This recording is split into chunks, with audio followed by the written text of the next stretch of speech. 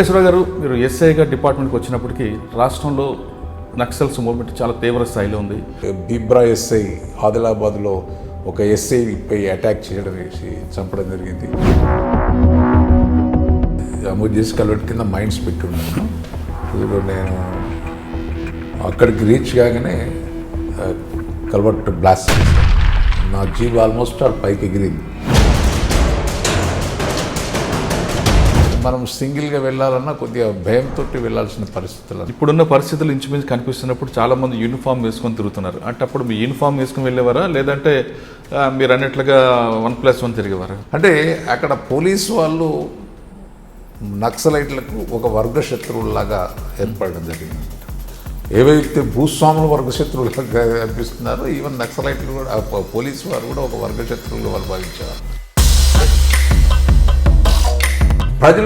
ప్రజలకు సరి అయిన విషయాలు తెలియపరచకపోతే వాళ్ళు నిజంగా పోలీసులు చెడ్డవారు, సమాజాన్ని వీళ్ళు మంచి చేయరు, ఎప్పుడు కొడతారు, తిడతారు, సరిగ్గా మాట్లాడరు, మిస్బిహేవ్ చేస్తారు అనే ఒక భావన కమిటెడ్. మీరు 2.5 సంవత్సరాల్లో మీకు బాగా గుర్తుండిపోయే ఒక ఘటన చెప్పండి. పసరాలో ప్రాజెక్ట్ నగర్ ఏరియాలో ఒక దళం మీటింగ్ పెట్టింది అనేది ఒక ఇన్ఫర్మేషన్ వస్తే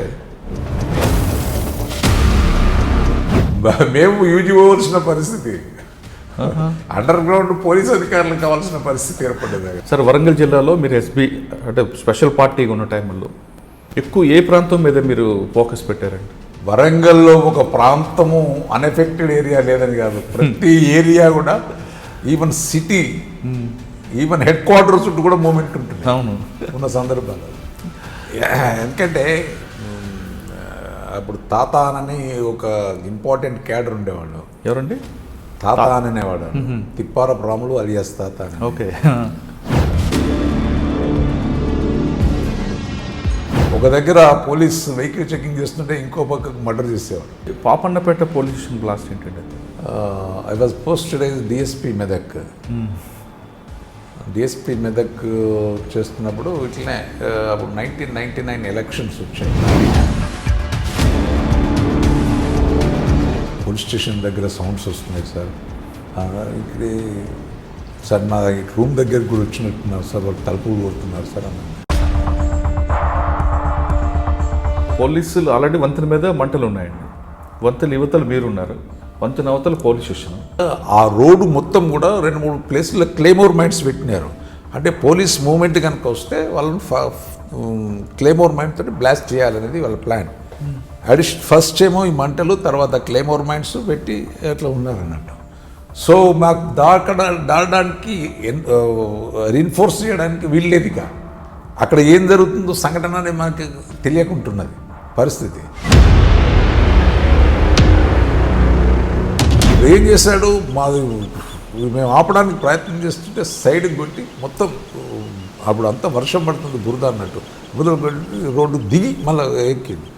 మేము ఇట్లా ఆపుతున్న సందర్భంలో బ్యాక్ నుంచి దానిలో మొత్తం దళములు ఉన్నాయి, 3 దళాలు. అంటే వాళ్ళు పారిపోతున్నారు సార్. నేను చూసేసరికి వాళ్ళు మమ్మల్ని చూసి ఇమీడియట్ ఫైర్ చేశారు. మేము ఫైర్ చేయగానే వాడు కొద్దిగా ముందుకెళ్ళి లెఫ్ట్ సైడ్ వాళ్ళు అటాక్ చేయడం. ఎందుకంటే ఆ ఏరియాలో వాళ్ళ మూమెంట్ని చూపించడానికి. అదే సార్, వాటితో పాటు ఇంకొక కేసు కనిపిస్తుంటుందండి, షాద్నగర్ ఎమ్మెల్యే కేసు. భాను అనే వ్యక్తి సెల్ ఫోన్ వాడలేదు, వాళ్ళ కుటుంబ సభ్యులతో కాంటాక్ట్ లేదు, వాళ్ళ ఫ్రెండ్స్తో కూడా ఎలాంటి సంబంధం లేకుండా భానుని సిఐడిలో మీరు ఏ విధంగా ట్రాక్ చేశారు? భాను సూర్యనారాయణ రెడ్డిని చంపి పరారిలో ఉన్నాడు, దొరకకుండా తిరుగుతున్నాడు అనే దాని మీద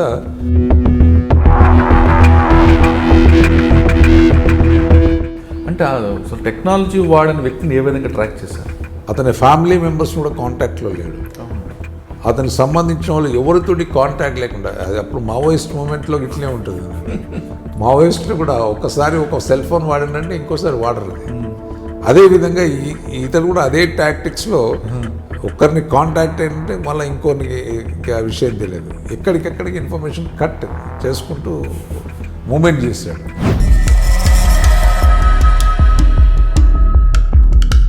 కానీ కొన్ని కేసుల్లో విట్నెస్ల్ని సంబంధాల వ్యక్తులు పెట్టడం వల్ల కూడా కేసులు పోతుంటాయి అని ఒకటి. రెండోది ప్రాసిక్యూషన్ ఒక ఎలిగేషన్ ఏంటంటే లాస్ట్ మూమెంట్లో తీసుకొచ్చి కేసు పెడతారు, దాంతో మాకు టైం లేక కూడా కొన్ని అయిపోతాయి. ఇన్వెస్టిగేషన్ అనేది ఇన్వెస్టిగేటింగ్ ఆఫీసర్ ప్రాపర్గా ఇన్వాల్వ్ అవుతే కానీ, కమిట్మెంట్గా పనిచేస్తే కానీ కన్విక్షన్ రాదు. అంటే ఆ కేసులో పోలీస్ కానిస్టేబుల్ మర్డర్ జరుగుతుంది, మన కళ్ళ ముందర జరుగుతుంది. ఒక కేసు అక్విట్ అవుతుంది, ఇప్పుడు ఒక కేసు మరి మర్డర్ జరగలేదంటే జరిగింది, ఇన్సిడెంట్ జరగలేదంటే జరిగింది, కానీ కేసు కాదు. ఏదో స్మాల్ రీజన్, పెట్టి రీజన్స్ తోటి కూడా కేసెస్ అక్విట్ అవుతాయి.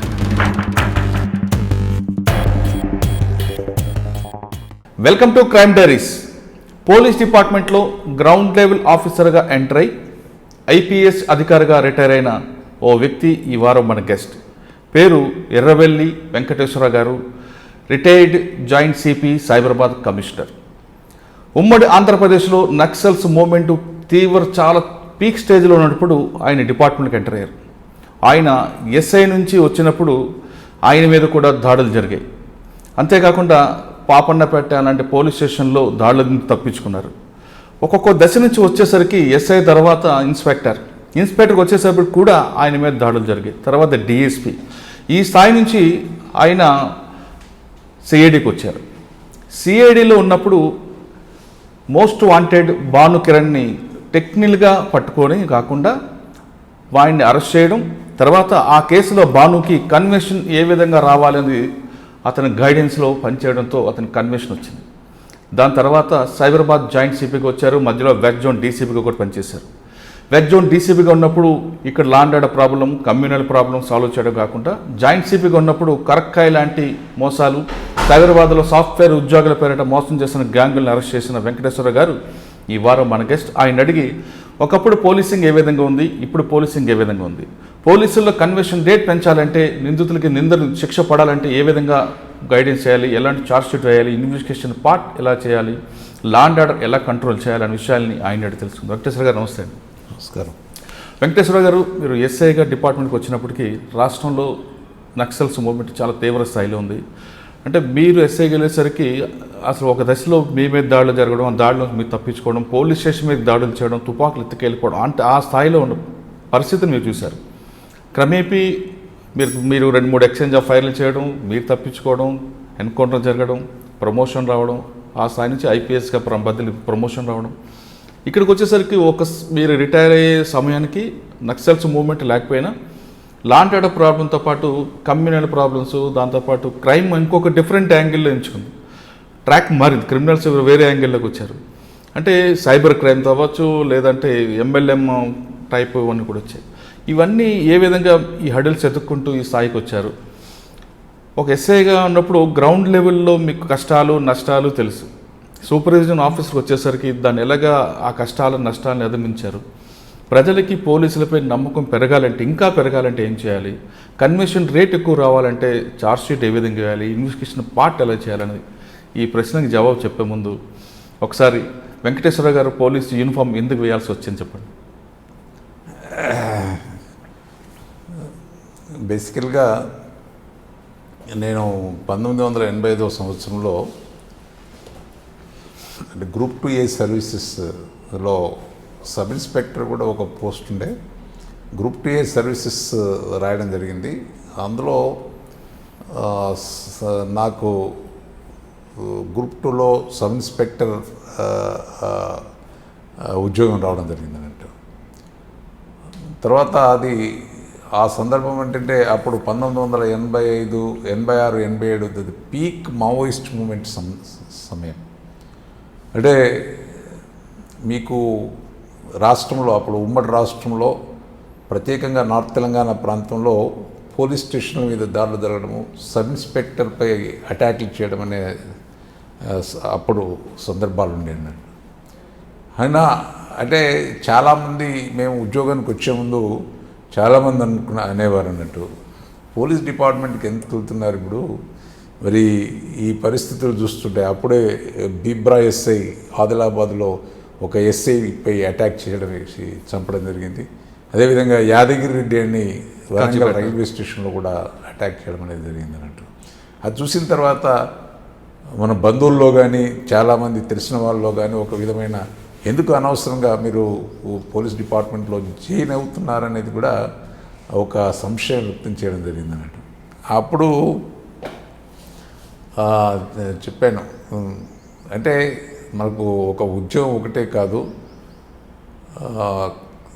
ప్రజలకు ఏదో విధంగా మనము అంటే ఒక విధమైన ఈ శాంతి భద్రతల సమస్య నుంచి బయటకు రావాలి అంటే మనటువంటి యువకులు ముందుకు వస్తేనే కానీ ఈ నక్సలైట్ల యొక్క అరాచకాలను మనము అడ్డుకోగలిగితే కానీ ఇక్కడ ప్రజలకు ఒక విధమైన శాంతి అనేది వస్తుందనేది అనుకోవడం జరిగింది అన్నట్టు. సో ఈవెన్ కుటుంబ సభ్యుల యొక్క వ్యతిరేకత ఉన్నా కానీ మరి నేను అప్పటికే యూనివర్సిటీలో ఉస్మానియా యూనివర్సిటీలో పోస్ట్ గ్రాడ్యుయేషన్ చేస్తున్న సందర్భంలో ఉద్యోగం ఒకటే కాదు, మనం ఏదో సేవ చేయాలనే ఒక ఉద్దేశంతో నేను డిపార్ట్మెంట్లో ఎంటర్ అయ్యాను. సార్ మీ ఫస్ట్ పోస్టింగ్ ఎక్కడండి? వరంగల్ జిల్లాలో. అంటే Warangal was infested, highly infested at the time. మీరు చెప్పాను, నార్త్ తెలంగాణ ప్రాంతంలో ప్రత్యేకంగా వరంగల్కు మీరు తెలుసు నక్సలైట్లకు ఒక హబ్ లాంటిది యూనివర్సిటీ. అక్కడ ఈవెన్ వరంగల్లో కూడా టౌన్లో కూడా విచ్చలవిడిగా తిరిగే సందర్భాలు అన్నట్టు. అంటే వాళ్ళు మూమెంట్ అనేది ఆ విధంగా అంటే ప్రజలలో అంటే ముఖ్యంగా వాళ్ళ ప్రజా సమస్యలను కొద్దిగా ఐడెంటిఫై చేసి ప్రజలకు మేము సేవ చేస్తున్న ఒక విధంగా మభ్యపెట్టి ప్రజలను వాళ్ళ వైపు తిప్పుకోవడానికి ప్రయత్నాలు చేస్తున్న సందర్భాలు అన్నట్టు. అంటే ప్రభుత్వంపై ఒక బురదల్లి ప్రభుత్వాలు ఏం చేయడం లేదు మీ గురించి, మేము మీకే చేయగలము అనే ఒక విధమైన ఒక భ్రమను ప్రజలకు కల్పించి వాళ్ళు ఆకట్టుకోవడానికి ప్రయత్నం చేసి వాళ్ళ వైపు తిప్పుకోవడానికి ప్రయత్నం చేస్తున్న సందర్భాలు అన్నట్టు. సో అప్పుడు ఎంతైనా కష్టమైన ఉద్యోగం అన్నట్టు. మరి వాళ్ళను ప్రజలను మెప్పించాలి, ఒక విధంగా ప్రజలను మెప్పించి మన వైపు అంటే తిప్పుకొని మనము వాళ్ళు చేసే అరాచకాలను ప్రజలకు తెలియపరచాలి ఒకవైపు. ఈ విధంగా చేస్తే కానీ ఆ సమస్య అనేది సార్ట్అవుట్ కాని సందర్భం. మరి అటువంటి సందర్భాల్లో మేము ఉద్యోగంలో చేరాము. అంటే ఫస్ట్ పోస్టింగ్ ఎక్కడ? ఫస్ట్ పోస్టింగ్ వరంగల్లోని అంటే ఆటవిక ప్రాంతమైన పసరా అనే పోలీస్ స్టేషన్. సార్ పసరా అనే ఊరికి ఈ టైంలో వెళ్ళాలన్నా కూడా కష్టం ఉన్న పరిస్థితులు ఆ రోజుల్లో ఏ విధంగా వెళ్ళారు? అంటే అప్పుడు మీకు మేడారం గురించి ఉంటుంది. మేడారం జాతర కూడా అక్కడే, అది సమ్మక్క సారక్క జాతర. అది ఏటూరు నాగారం పసరా అనేది అక్కడ బాగా ఎక్స్ట్రీమిస్ట్ మూమెంట్ ఉన్న ప్లేస్ అన్నట్టు. మేము గతంలో ములుగు నుంచి పసరకు వెళ్ళాలంటే ఓన్లీ సింగిల్ రోడే ఉండేది అన్నట్టు.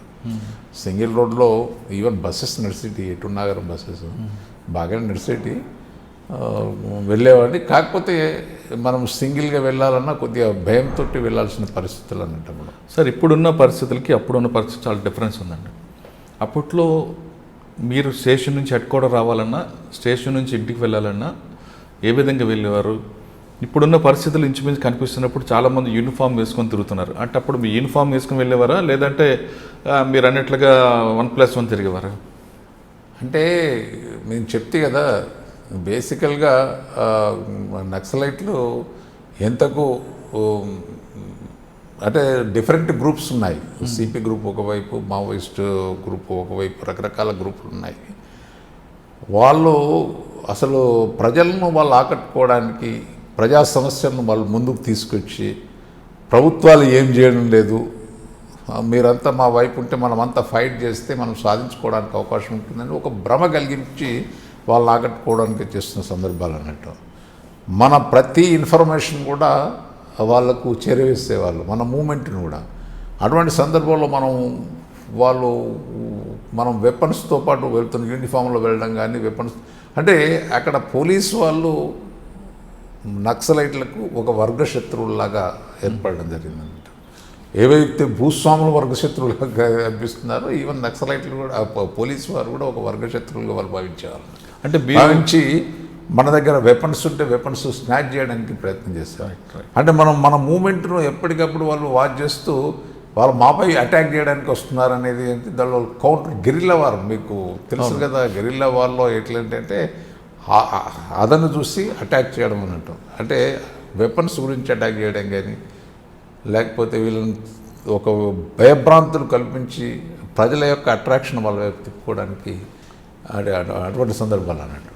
సో అప్పుడు మరి మా మూమెంట్ కూడా కొన్ని కష్టమైన మూమెంటే. మాకప్పుడు అప్పుడు ఏపీఎస్పి కానీ సిఆర్పిఎఫ్ అంటే భద్రతా దళాలు వచ్చేవి. వాటిని తీసుకొని మేము మూమెంట్ నడుచుకుంటూ వెళ్ళేవారు అన్నట్టు. అంటే మీరు ఆఫీస్ నుంచి హెడ్ క్వార్టర్ రావడం కానీ బయటకు వెళ్తున్నప్పుడు ఎలాంటి ప్రికాషన్ తీసుకుని వెళ్ళేవారండి? మీకు ఎక్స్ట్రీమిస్ట్ ఏరియాల్లో ప్రతి పోలీస్ అధికారికి మినిమం 2-3 గన్మెన్లు ఉండేవారు. అంతేకాకుండా మనము ఊరికే తిరిగే వాళ్ళం కాదు. మన మూమెంట్ అనేది ఊరికి కనుక తిరిగితే ముఖ్యంగా మనం టార్గెట్ కాకుండా కూడా మన దగ్గర ఉన్న వెపన్స్ స్నాచ్ చేయడానికి వాళ్ళు ప్రయత్నం చేస్తారు అన్నట్టు. సో ఆ సందర్భంలో డెఫినెట్గా మనము సరి అయిన భద్రత అంటే ప్రికాషన్ తీసుకుని స్టెప్స్ తీసుకున్న తర్వాత కానీ మనము ముందుకు వెళ్ళాల్సిన అవసరం. ఓకే, కానీ ఆ టైంలో మీ ప్రైవేట్ లైఫ్ ఏ విధంగా ఉంటుందంటే? అంటే ప్రైవేట్ లైఫ్ ఇబ్బంది. మీకు పసరా అనేది ఒక కుగ్రామం, అంటే బేసికల్గా ఒక రోడ్ మీదనే ఉంటుంది, కానీ అది స్మాల్ విలేజ్. మరి అక్కడ ఫ్యామిలీ పెట్టారు. రీసెంట్గా నాకు అప్పుడు 86లో మ్యారేజ్ అయింది. అప్పుడే మరి అక్కడ ఇల్లు ఈవెన్ పోలీస్ అంటే ఒక విధమైన అంటే గతంలోనే అంతకుముందే నాకన్నా నేను వెళ్లే ముందే పసరా పోలీస్ స్టేషన్పై విలేజర్స్ అటాక్ చేస్తున్నారంటే, అంటే పోలీసుపై మంచి అభిప్రాయం లేని ప్రాంతం అన్నట్టు. అక్కడ ఈవెన్ మాకు ఇల్లు ఇవ్వాలన్నా కూడా ఇవ్వలేని పరిస్థితి. ఈవెన్ పోలీస్ స్టేషనే ఒక గుడిసె. మీకు ఈవెన్ అక్కడ మనకు ఉండడానికి కూడా ప్లేస్ లేదు. ఈవెన్ ఎవరు కూడా ఇవ్వని పరిస్థితి అన్నట్టు. అక్కడ మన మంచితనంలో నిరూపించుకుంటే కానీ ప్రజలు మనకు సహకరించే పరిస్థితి అన్నట్టు. మరి అటువంటి సందర్భంలో ఒకటి గోపాలరావు గారని ఒక కమ్మ వారికి అంటే మన గురించి మన ఫ్యామిలీ గురించి కొద్దిగా తిరిగిన తర్వాత వాళ్ళు అప్పుడు మనకు ఇల్లు ఇచ్చారన్నట్టు. అంటే మనది మనం చెప్పుకునే పరిస్థితి ఉండేరన్నట్టు. మరి అటువంటి అది కూడా ఒక ఇల్లు, చిన్న ఇల్లు, ఒక గుడిసెలాంటి ప్రదేశం అన్నట్టు. అంటే పోలీస్ అంటే అక్కడ మంచి అభిప్రాయం లేదు అక్కడ. అంటే పర్టికులర్గా 1980 పసరా ఆ ప్రాంతాల్లో పోలీస్ అంటే మంచి పేరు లేదు అక్కడ. అని చెప్తున్నా కదా, ప్రతి సమస్య అంటే మనం పోలీస్ చేసే ప్రతి ఇష్యూ కూడా ఒక ఇష్యూగా క్రియేట్ చేసి పోలీసును బ్లేమ్ చేయడానికి చేసే పరిస్థితి అన్నట్టు. మావోయిస్టులు కానీ నక్సలైట్లు కానీ ప్రజలకు సరి అయిన విషయాలు తెలియపరచకపోతే వాళ్ళు నిజంగా పోలీసులు చెడ్డవారు, సమాజాన్ని వీళ్ళు మంచి చేయరు, ఎప్పుడు కొడతారు, తిడతారు, సరిగ్గా మాట్లాడరు, మిస్బిహేవ్ చేస్తారు అనే ఒక భావన. అంటే మీరు జనరల్ కూడా గ్రహించుంటారు. ప్రజలు ఎందుకు మనతో సరిగ్గా ఉండరంటే మనం మాట్లాడే విధానం కానీ మన ప్రవర్తన కానీ సరిగ్గా లేకపోవడం మూలాన్నే ప్రజలు మనను ఒక సంఘం నుంచి అంటే దూరంగా పెట్టే పరిస్థితి వచ్చిందన్నట్టు. మన ప్రవర్తనలో కానీ మనం మాట్లాడే విధానంలో కానీ మనము వాళ్ళకి ఇచ్చే రెస్పెక్ట్ కానీ దాన్ని గ్రహించిన తర్వాత ఆటోమేటిక్గా మనపై గౌరవం అనేది పెరుగుతుంది. తద్వారా మనకు సహకరించడానికి ముందుకు వస్తారు. సార్, పసరాలో మీరు ఎంతకాలం పనిచేశారు? ఉన్న టైంలో నక్సల్స్ మూవ్మెంట్ని ఏ విధంగా మీరు నేను పసరాలో 2 years దాదాపు 2 yearsకి ఎక్కువ పనిచేశాను. ఇనిషియల్ సర్వీస్ అక్కడ రెగ్యులర్గా అక్కడ ఇంకా వేరే రెగ్యులర్ పోలీసింగ్ ఏం లేదు. కోంబింగ్ చేయడం తుపాకులు పట్టుకొని ఫారెస్ట్లో మూమెంట్ కావడం అంతే. ఎక్కడెక్కడ మూమెంట్ మేము డేస్ టుగెదర్. అప్పుడున్న మా ఎస్పీలు కూడా మాతో పాటు వచ్చేవారు. ఎవరండి? అరవిందరావు గారు కానీ జేవి రాముడు గారు కానీ వాళ్ళు మాతో పాటు కోంబింగ్ ఫారెస్ట్లో మూమెంట్ చేసేవారు. అంటే అప్పుడున్న అధికారులు చాలా కష్టపడి అంటే కమిట్మెంట్ తోటి పనిచేశారు కాబట్టి ఈరోజు మావోయిజం అనేది ఈరోజు ఈ పరిస్థితి ఉన్నది అంటే బికాజ్ అప్పుడున్న అధికారుల యొక్క కమిట్మెంట్, వాళ్ళు చేయాలని తపన, అంటే వాళ్ళ పీస్ అంటే శాంతి క్రియేట్ చేయడానికి వాళ్ళు చేసిన ప్రయత్నాలే ఈరోజు బాగున్నాయని చెప్పారు. చాలామంది అధికారులు, దొర లాంటి అధికారులు అంటే మీరు 2.5 సంవత్సరాల్లో మీకు బాగా గుర్తుండిపోయే ఒక ఘటన చెప్పండి. అంటే పోలీస్ స్టేషన్ మీద అటాక్ అని అవ్వచ్చు, లేదా మీకు వాళ్ళకి జరిగిన ఎక్స్చేంజ్ ఆఫ్ ఫైర్ కానీ. చాలా, అంటే నా సర్వీస్లో అంటే పసరాలో ఫస్ట్ పసరాలో నాకు ఒకరోజు రాత్రి 8 గంటలకు మాలకొండయ్య వాజ్ ఏఎస్పి, మాలకొండయ్య గారు మా ఏఎస్పి ఉండేవారు. ఒకరోజు 8 గంటలకు నాకు ఇన్ఫర్మేషన్ వచ్చి, సార్ మూమెంట్ అక్కడ ప్రాజెక్ట్ నగర్ ఏరియాలో ఒక దళం మీటింగ్ పెట్టింది అనేది ఒక ఇన్ఫర్మేషన్ వస్తే, అప్పుడు ఎవరు లేరు, ఏపీఎస్పి ఒక సెక్షన్ మాత్రమే ఉండేది, ఒకటే సెక్షన్. వాళ్ళు దళ మెంబర్లు దాదాపు 7 మెంబర్స్ 8 మెంబర్స్ ఉన్నారు, విలేజెస్తో మీటింగ్ పెట్టినారు అనేది ఇన్ఫర్మేషన్. కానీ నేను ఆల్మోస్ట్ 8 o'clock ఇన్ఫర్మేటివ్ చెప్పగానే నేను ఇమీడియట్గా ఏఎస్పీ గారికి అప్పుడు ఇన్ఫర్మేషన్ ఇచ్చింది పాల్గొండే. నేను ఒక ఎస్ఐని పంపిస్తానని ములుగు ఎస్ఐని పంపించాను అన్నట్టు. ములుగు ఎస్ఐని కొంత ఫోర్స్, మేము 2 సెక్షన్లు ఏపీఎస్పితో పాటు మేము ప్రాజెక్ట్ నగర్ ముత్తాపూర్ అక్కడికి వెళ్ళి ఆ మీటింగ్ జరుగుతున్న సందర్భంలో ఫారెస్ట్ వాగు దాటి, ఆ ప్రాజెక్ట్ మధ్యలో వాగుంది, వాగు దాటి ఆ విలేజ్కి వెళ్ళి, ఆ విలేజ్లో మీటింగ్ జరుగుతుంది. ఆ మక్క అది ఇది కొన్ని చేన్లు ఉన్నాయన్నట్టు, దాటి అవన్నీ గుడిసెల్ లాంటి హౌసెస్ అన్నట్టు. పబ్లిక్ విలేజర్స్ దాదాపు ఒక 40-50 మంది కూర్చొని మనం ఫైర్ చేస్తే విలేజర్స్ వచ్చే పరిస్థితి. మరి అన్ని ప్రికాషన్స్ తీసుకొని హౌస్ దాకా వెళ్ళి వాళ్ళని హెచ్చరించినా కానీ వాళ్ళు లొంగిపోయిన పరిస్థితి. వాళ్ళు ఫైర్ స్టార్ట్ చేస్తే మేము కూడా ఫైర్ చేస్తే 2 నక్సలైట్స్ చనిపోయారు, దాంతోపాటు ఒక సివిలియన్ కూడా చనిపోయారు. అయ్యో, ఒక సివిలియన్ కూడా చనిపోయారు. పాపము, అంటే ఇక మేము ఆ సివిలియన్ చనిపోయిన ఫ్యామిలీకి సరిగా, అంటే వాళ్ళకు ఆర్థికంగానే ఆదుకోవడం జరిగింది. But at the same time even ఫిజికల్గా ఒక నక్సలైట్ కూడా పట్టుకోవడం జరిగింది. అచ్చా, దాదాపు ఒక 4-5 వెపన్స్ రికవరీ అయ్యాడు. అదే మై, అంటే నా first exchange of fire with Naxalites. వాడు బాయిలో పడిపోయినాడు, దొరికినాడు, పట్టుకున్నాము. అంటే నేలబాలు పడిపోయి ఉంటాయి, బాయిలో పడిపోయినాడు. అలాగే మీకు గుర్తుండిపోయి ఇంకో ఘటన ఉందా? పోలీస్ వైపు జరిగిన ఘటనలు ఏమున్నాయి అక్కడ? అక్కడ కొంత మా వాళ్ళకు చిన్న ఇంజురీస్ జరిగినాయి, కానీ ఇట్స్ నాట్ ఏ ఓకే. అంటే మీరు ఇందాక చెప్పారు పబ్లిక్కి పోలీస్కి మధ్యన గ్యాప్ ఉంది, పబ్లిక్కి పోలీస్ అంటే నెగిటివ్ ఒపీనియన్ పట్టాను. కానీ అటువంటి సిచ్యువేషన్లో మీరు ఇన్ఫర్మేషన్ డెవలప్మెంట్ ఏ విధంగా కష్టపడ్డారు? అదే కష్టతరం, క్లిష్టమైన పని అన్నట్టు. అంటే చాలామంది పోలీస్ స్టేషన్కు మనకు వస్తున్న సందర్భంలో వాళ్ళతో మాట్లాడే విధానం అనుకోండి, వాళ్ళకి ఇచ్చే రెస్పెక్ట్ అనుకోండి, వాళ్ళకు మనము ఒక కాన్ఫిడెన్స్ క్రియేట్ చేయాలి. నేను ఏదైనా ఇన్ఫర్మేషన్ ఇచ్చే నేను సేఫ్టీగా ఉంటాను అనేది ఒక భావన వాళ్ళకి కలగాలి. అప్పుడే మనకు ఇన్ఫర్మేషన్ ఇవ్వడానికి వరకు ముందుకు వస్తారు. ఒకటి అండ్ అంతేకాకుండా వాళ్ళకు చిన్న చిన్న సమస్యలతోటి పోలీస్ స్టేషన్లకు వస్తారు. చిన్న వాళ్ళ కుటుంబ సమస్యలు అనుకోండి, లేకపోతే ఆర్థిక సమస్యలు అనుకోండి, రకరకాల సమస్యలతో వస్తారు. మరి అటువంటి సందర్భంలో వాళ్ళతోటి మనము మన బిహేవియర్, మన ప్రవర్తనను బట్టి వాళ్ళు మనకు సహకరించడానికి ముందుకు వస్తారు. చిన్న చిన్న సమస్యలతో వచ్చినప్పుడు వాళ్ళు సార్ట్అవుట్ చేయడం కానీ, అంటే వాళ్ళ అభిమానం మనం చూరగొనాలి. అప్పుడే డెఫినెట్, దాంతోపాటు ఏమైనా కొద్దిగా ఆర్థిక సహాయం చేస్తూ ఉండాలి. అప్పుడు డెఫినెట్గా వాళ్ళు ముందుకు వచ్చి మనకు ఇన్ఫర్మేషన్ ఇవ్వడానికి. అటువంటి, అంటే చాలామంది అధికారులు, అంటే ఇప్పుడున్న, అంటే ఆల్మోస్ట్ ఆల్ రిటైర్డ్ అయిపోయిన అధికారులు అనుకోండి, వాళ్ళందరూ కూడా అంటే ఎవరు ఇన్ఫర్మేషన్, అంటే ఇన్ఫార్మెంట్ సిస్టాన్ని బాగా ప్రాపర్గా కల్టివేట్ చేసేవారు. చేసి ఆర్థికంగా సహాయం చేయడం కానీ, లేకపోతే వాళ్ళకున్న చిన్న చిన్న సమస్యలు సార్ట్అవుట్ చేయడం కానీ, లేకపోతే వాళ్ళకు కాన్ఫిడెన్స్ క్రియేట్ చేయడం కానీ, లేకపోతే వాళ్ళకు ఉద్యోగం ఇప్పిస్తానని భరోసా ఇవ్వడం కానీ, ఇవన్నీ కూడా మనం చేస్తున్న సందర్భంలో మాకు ఇన్ఫర్మేషన్ వచ్చేది. అంటే జనరల్ పబ్లిక్లో పోయి నాకు ఇన్ఫర్మేషన్ కావాలంటే ఎవరు, వాళ్ళకు నమ్మకం కలగాలి మన మీద. ఎప్పుడైతే నమ్మకం కలుగుతుందో అప్పుడే మనకి ఇన్ఫర్మేషన్ ఇవ్వడానికి వచ్చేవారు.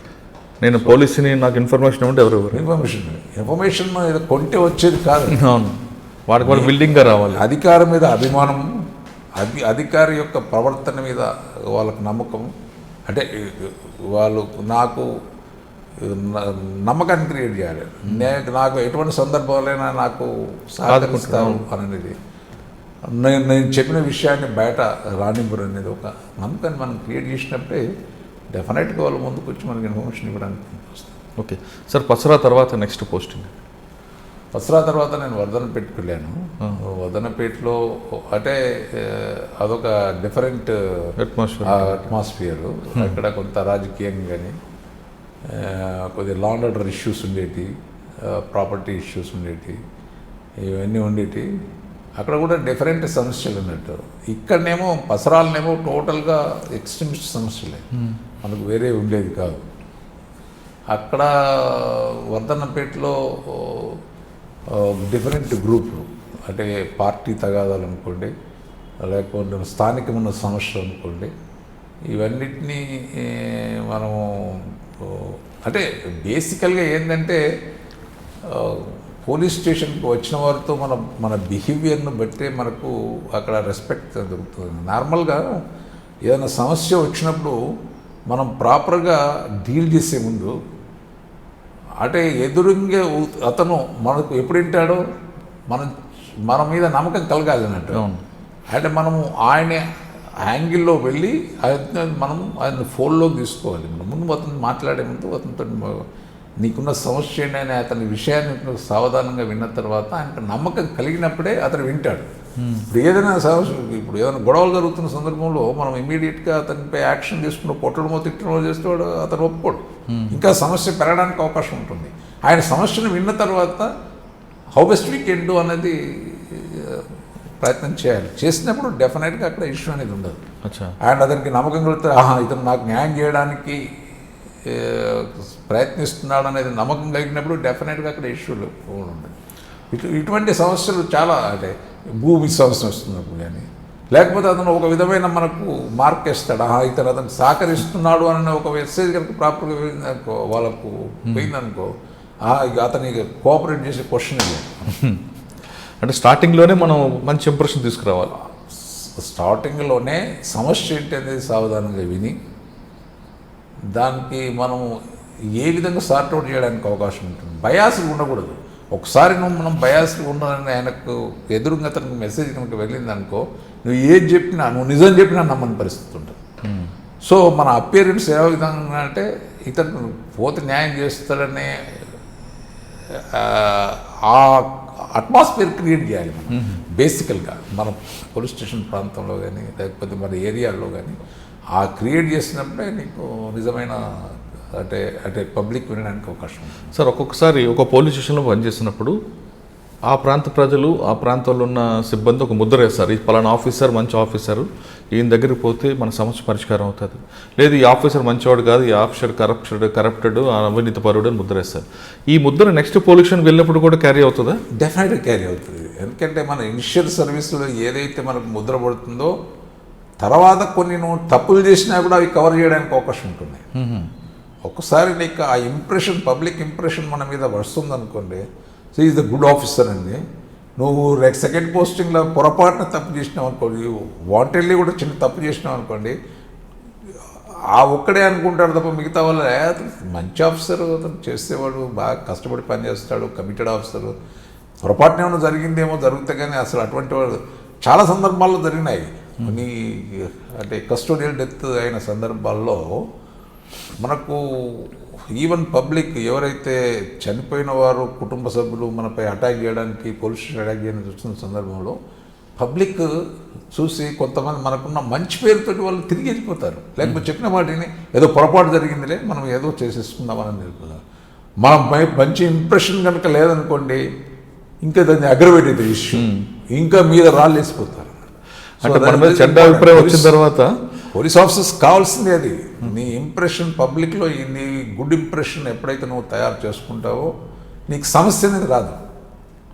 అంటే ఒకవేళ మనకి మన మీద చెడు అభిప్రాయం పడింది అనుకోండి, నెక్స్ట్ పోలీస్ స్టేషన్లో మంచి పని చేసిన కవర్ చేయాలంటే ఇక కొద్దిగా కష్టతరమైన పని, అంటే ఇట్ విల్ టేక్ టైం.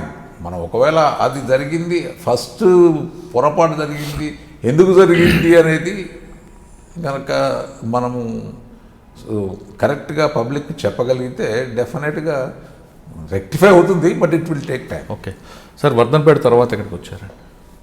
నేను వర్ధనపేట తర్వాత మిల్స్ కాలనీ అని టౌన్ పోలీస్ స్టేషన్ వరంగల్లోనే. అప్పుడు మీరు అన్నట్లు టౌన్ అసలు రగులుతుంది కదండి. అప్పుడు ఈవెన్ వర్ధనపేటలో కూడా నేను అక్కడ ఉన్నప్పుడు మావోయిస్ట్ మూమెంట్ ఉండే, అప్పుడప్పుడే స్టార్ట్ అయింది. అక్కడ జాఫర్ గైడ్ వర్ధన్నపేట ఆ ప్రాంతంలో ఉన్న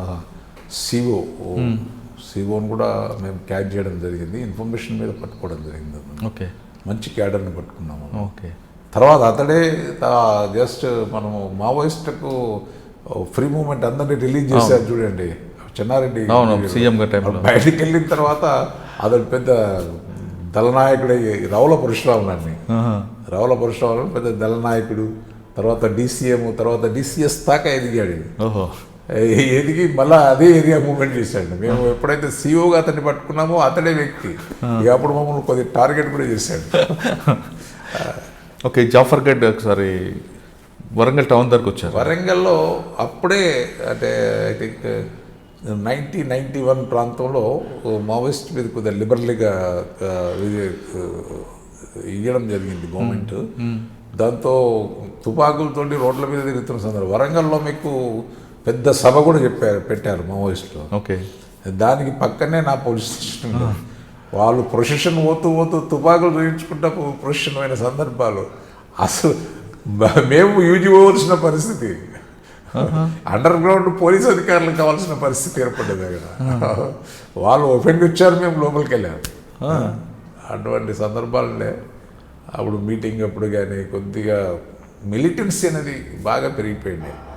మీకు ప్రతి ఏరియాలో ప్రతి విలేజ్లో కూడా బాగా ఓపెన్గా అంటే గవర్నమెంట్ పాలసీ ఒకందుకు ఈ సరెండర్ పాలసీ కూడా పెట్టడంతో ఏంటంటే కొంత ఎవరికి మూమెంట్ ఎవరికి లింక్స్ ఉన్నాయనేది కూడా తెలియడానికి అవకాశం ఏర్పడింది. చాలామంది బయటకు రావడం అనేది జరిగింది. ఓకే, అంటే ఎవరు పనిచేస్తున్నారు, మావోయిస్ట్ సహకరిస్తున్నారు అనేది కూడా మనకు తెలియడానికి అవకాశం ఏర్పడ్డది అన్నట్టు. అంటే 91లో పూర్తిగా నక్సలైట్లకు అంటే ఈవెన్ ఫారెస్ట్లో నుంచి వచ్చి కూడా వాళ్ళకు పూర్తి ఇంపార్టెంట్ యూజీ క్యాడర్ అందరినీ విడిచిపెట్టడం అంత ఓపెన్ అయిపోయింది కదా. సో కొంత ఇబ్బందికరమైన పరిస్థితి ఇబ్బందికరమైన పరిస్థితి ఏర్పడ్డా కానీ విలేజ్లో కానీ మావోయిస్టులకు మిలిటెంట్లు ఎవరు అనేది మనకు కొంతవరకు మీకు ఎక్స్పోజ్ అయింది, తెలియడానికి అవకాశం. అదే ఒకటి ప్లస్ ఒకటి మైనస్. ఇప్పుడు అక్కడ జరుగుతున్నప్పుడు ఏమైనా ఎక్స్చేంజ్ ఆఫ్ ఫైర్లు జరిగాయి?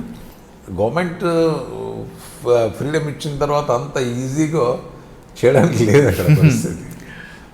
కాకపోతే అంటే ఏదైనా అఫెన్స్ జరిగినప్పుడు కానీ వాళ్ళు ఫైరింగ్ చేసినప్పుడు కానీ మనం ఫైరింగ్ చేయడం అనేది జరిగింది.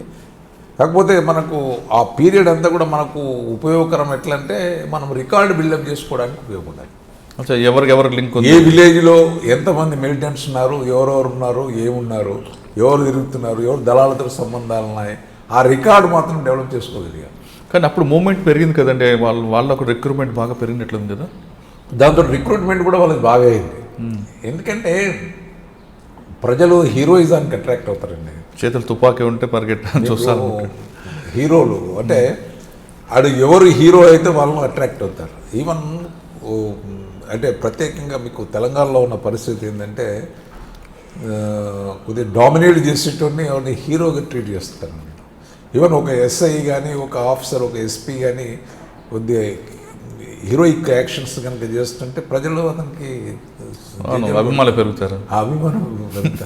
అట్లే అక్కడ నక్సలైట్లు కూడా ప్రజలలో విలేజ్లోకి వచ్చి వాడిని కొట్టడము, దొరానని వాడిని కొట్టడము, వీడిని కొట్టడము అది చేసేసరికి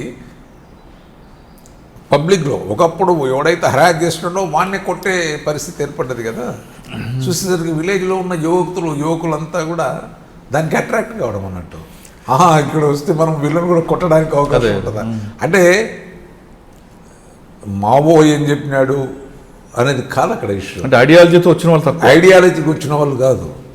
ఈ రోజు ఇంకొచ్చిన రిఫర్ బ్యాచ్ కూడా అంతా కూడా అట్రాక్ట్ అయినారు అన్నట్టు. అదే అట్రాక్ట్ అయ్యి అబ్బా ఇది బాగుంది అని చెప్పి మళ్ళీ అక్కడికి రాగానే దళాలు విలేజ్లోకి రాగానే అందరూ రానా అని వాళ్ళు వెల్కమ్ చెప్పడము, వాళ్ళకి ఫుడ్ అరేంజ్ చేయడము, వాళ్ళకి డబ్బులు ఇవ్వడము, వాళ్ళ పాటలకు అట్రాక్ట్ కావడం, ఇవన్నీ దీంతో ఏంటంటే చాలామంది దళాలతో కాంటాక్ట్స్ ఏర్పరచుకొని రిక్రూట్మెంట్ కూడా వాళ్ళకి బాగా అయింది. దళాలు కూడా బాగా ఏర్పడ్డాయి. And even village level committees కూడా ఏర్పడ్డాయి. ప్రతిదీ కూడా విలేజ్ లెవెల్లో కానీ ఈవెన్ ఒక area level meeting, area committee members, ఈ విధంగా ఏర్పడ్డది జరిగింది. సార్ అక్కడి నుంచి నెక్స్ట్ ఎక్కడ పోస్టింగ్ అండి? వరంగల్ టౌన్.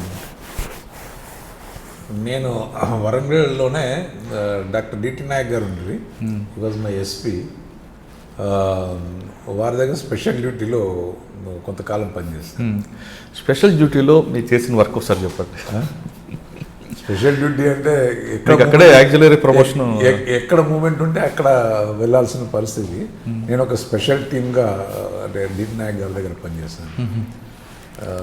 చాలా పని చేస్తాము. కొన్ని విషయాలు చెప్పేటి విషయాలు చెప్పాను. సరే, ఇబ్బందికరమైన విషయాల్లో వద్దులేండి. కానీ సార్ డిటి నగర్ టైంలో స్పెషల్ టీంలు ఉన్నప్పుడు మీరు ఎన్ని ఎక్స్చేంజ్ ఆఫ్ ఫైర్లు చేస్తుంటారా, లేదంటే ఎన్కౌంటర్లు ఎన్ని? దానికి లెక్క అనేది ఉండదండి. అది ఒకటి నేను క్లెయిమ్ చేసుకోవడం, వీళ్ళు క్లెయిమ్ మన ఇంకో టీం క్లెయిమ్ చేసుకోవడం అనేది ఉండదు అక్కడ. మావోయిజాన్ని కర్బ్ చేయడానికి డిటి నాయక్ గారు బాగా కంట్రిబ్యూషన్ ఉందండి. కాంట్రిబ్యూషన్ ఉన్నది అక్కడ, చాలా కాంట్రిబ్యూషన్ ఉన్నది. అంటే ప్రాణాలకు తెగించి కూడా పనిచేసిన సందర్భాలు. సార్ వరంగల్ జిల్లాలో మీరు ఎస్బీ అంటే స్పెషల్ పార్టీగా ఉన్న టైంలో ఎక్కువ ఏ ప్రాంతం మీద మీరు ఫోకస్ పెట్టారండి జిల్లాలో మొత్తం మీద? బేసికల్గా వరంగల్, ఈవెన్ వరంగల్ టౌన్ అనుకోండి, వరంగల్ రూరల్, వరంగల్లో ఒక ప్రాంతము అన్ఎఫెక్టెడ్ ఏరియా లేదని కాదు, ప్రతి ఏరియా కూడా even city, even head quarters చుట్టూ కూడా మూమెంట్ ఉంటుంది. అవును, ఉన్న సందర్భాలు. ఎందుకంటే అప్పుడు తాతానని ఒక ఇంపార్టెంట్ క్యాడర్ ఉండేవాడు. ఎవరండి? తాతాన్ అనేవాడు, తిప్పారపు రాములు అలియాస్ తాతాన్. ఓకే. అది moment Kazipet native, but even city surroundings తిరుగుతూ ఉండేవాడు.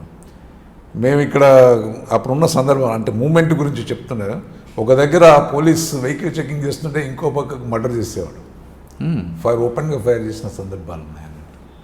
ఈవెన్ పోలీస్ వరంగల్ టౌన్ నుంచి అటాక్ చేసి స్నాచ్ చేసుకెళ్ళిన సందర్భాలు ఉన్నాయి. చాలా సంఘటనలు అన్నట్టు వరంగల్ టౌన్లో. దానికి అంటే మేము డిస్ట్రిక్ట్ ఎస్పీ స్పెషల్ పార్టీ కాబట్టి ఎక్కడుంటే అక్కడ వెళ్ళాల్సిన పరిస్థితి. ఇక్కడ అక్కడ అనేది ఏమి ఉండదు. అంటే టౌన్తో పాటు మొత్తం జిల్లా, టౌను, రూరల్, ఎక్కడ ఈవెన్ దళ మూమెంట్ వస్తే అక్కడికి వెళ్ళాలి. అచ్చా, ఎక్కడ మావోయిస్ట్ మూమెంట్ ఉంటే అక్కడికి వెళ్ళాలి. అక్కడ ఎన్ని ఉంటాయండి ఎక్స్చేంజ్ ఆఫ్ ఫైర్లు? దానికి లెక్క అనేది కౌంట్ లేదు, కౌంట్ అనేది ఉండదు. ఓకే, తర్వాత ఎక్కడికి వచ్చారండి? నేను I was elevated as a inspector, circle ఇన్స్పెక్టర్గా. అప్పుడు మడికొండ అంటే గన్పూర్ పోలీస్ స్టేషన్, గన్పూర్ సర్కిల్కి వెళ్ళేవాడు. యాక్సిలరీ ప్రమోషన్ వచ్చి మీరు యాక్సిలరీ ప్రమోషన్ కాదు, బట్ రెగ్యులర్ ప్రమోషన్ కానీ ఎర్లీగా వచ్చింది నాకు. అప్పుడు జస్ట్ 6 yearsకే నేను ఎస్ఐ టు సిఐ. ఓకే. అంటే అక్కడున్న రేంజ్లో ఉన్న పరిస్థితుల దృష్ట్యా చాలామంది ఇన్స్పెక్టర్లు కొంతమంది చేయకుండా లూప్ లైన్కి వెళ్ళిపోయేవారు. ఏర్పడే పరిస్థితి, ఉన్నోట్ చేయాలి, సో అట్లా మాకు అందరూ చాలామంది లూప్ లైన్కి వెళ్ళిపోయారు కాబట్టి మమ్మల్ని ఎలివేట్ చేయాల్సి వచ్చింది. అంటే ఇప్పుడు వరంగల్ పరిస్థితి ఆ విధంగా ఉంటుందండి. అప్పుడు వరంగల్లో గుర్తుంది, దినదిన గండం దీర్ఘాశ్మావ టైప్ ఉండేది అక్కడ. ఈవెన్ మనము వెళ్తున్నప్పుడు కూడా మన మీద ఎప్పుడు అటాక్ అవుతుందో తెలియని పరిస్థితి. అక్కడ ఉన్న ఎంజిఎం మార్చరీలో రెగ్యులర్గా అంటే ప్రతిరోజు మినిమం 2-3 ఎక్స్ట్రీమిస్ట్ మర్డర్స్ ఉండేవి మినిమం. అంటే ఎంజిఎం మార్చరీలో పోస్ట్ మార్టంకి వచ్చేవారు అన్నట్టు. అక్కడికి చాలామంది మేము వెళ్తుండేవాళ్ళం అన్నట్టు. అంటే మీకు జిల్లాలో ఎక్కడైనా మర్డర్ అయితే ఇక్కడ పిఎంకి రావాలి. పిఎంఈకి వచ్చేవాళ్ళన్నమాట. సో మినిమం 3-4 ఇన్సిడెంట్స్ ఉండేవి. బ్లాస్టింగ్స్ అనుకోండి, ఇది అనుకోండి, అది అనుకోండి, ఇది రకరకాలుగా. ఓకే, తర్వాత ఎక్కడికి వచ్చారండి? నేను గన్పూర్లో ఉన్నప్పుడు కొన్ని ఇంపార్టెంట్ ఎక్స్చేంజ్ ఆఫ్ ఫైర్స్ చెప్పండి. మీదికొండ ఎన్కౌంటర్ అనుకోండి. అప్పుడు 3 దళమ్స్ మీటింగ్ అని తెలిస్తే మేము అక్కడికి టీమ్గా వెళ్ళాము, గ్రౌండ్స్తో టీము. అక్కడ వాళ్ళు దాదాపు 30-40 మంది ఉండేవారు. సో అది ఆ ఎక్స్చేంజ్ ఆఫ్ ఫైర్ అంటే దాదాపు 1-2 అవర్స్ కూడా జరిగింది. అది చాలామంది దళ సభ్యులకు ఇంజురీస్ అయినారు, కొన్ని ఇంపార్టెంట్ వెపన్స్ కూడా సీజ్ చేయడం జరిగింది. అదేవిధంగా నెక్స్ట్ ఇంకా చాలా ఇన్సిడెంట్స్. అంటే మీరు గన్పూర్లో పనిచేసే టైంలో మీరు చాలా ఎక్స్చేంజ్ ఆఫ్ ఫైర్స్ చెప్తున్నారు. ఒక్కటి పిన్ టు పిన్ చెప్పగలరా? అంటే మీకు ఇన్ఫర్మేషన్ రావడం, మీరు రీచ్ అవ్వడం, అక్కడ సిచ్యువేషన్, మీరు ఎలా ఫుట్ ప్రింట్ తీసుకుంటూ వెళ్ళడం, పైలట్గా ఎవరు వెళ్ళారు? బేసికల్గా ఇన్ఫర్మేషన్ వచ్చినప్పుడు ప్రికాషన్స్ అన్నీ తీసుకొని పోతున్నా.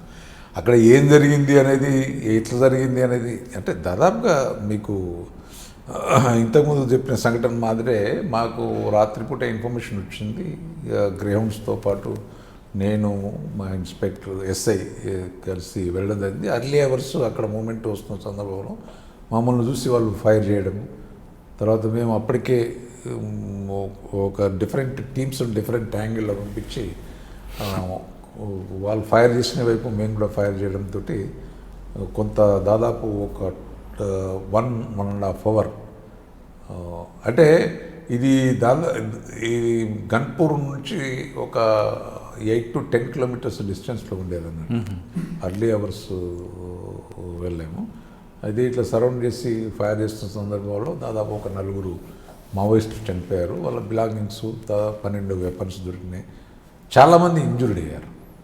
ఓకే, అప్పుడు మాకు చిన్న చిన్న ఇంజురీస్ తిరిగి. ఓకే, అంటే మీరు ఎక్స్చేంజ్ ఆఫ్ ఫైర్లు నైట్ టైం కాకుండా డే టైం చేసినవి ఏమైనా ఉన్నాయా? నైట్ టు డే అనేది కాదు, ఇక వాళ్ళ మూమెంట్ మనకి ఇన్ఫర్మేషన్ వచ్చింది దాని మాదిరి. ఓకే సార్, ఆ టైంలో మీరు చేసిన సరెండర్లు ఎన్ని ఉంటాయి? ఆ ఇన్సిడెంట్ తర్వాత దాదాపు 8 నుంచి 10 మంది దళ సభ్యులు విత్ వెపన్స్ కూడా లొంగిపోయారు. ఓకే సార్, గన్పూర్ తర్వాత ఎక్కడికి వచ్చారు? గన్పూర్ తర్వాత నేను మామనూరులో ఇన్స్పెక్టర్గా వెళ్ళాను. అంటే ఎక్కువ అక్కడే చుట్టూ. అవును.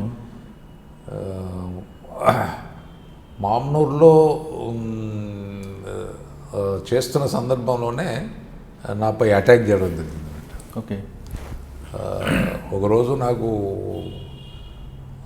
ఐ థింక్ ఇయర్ 1997లో నేను పోలీస్ స్టేషన్ వస్తున్న సందర్భంలో అక్కడ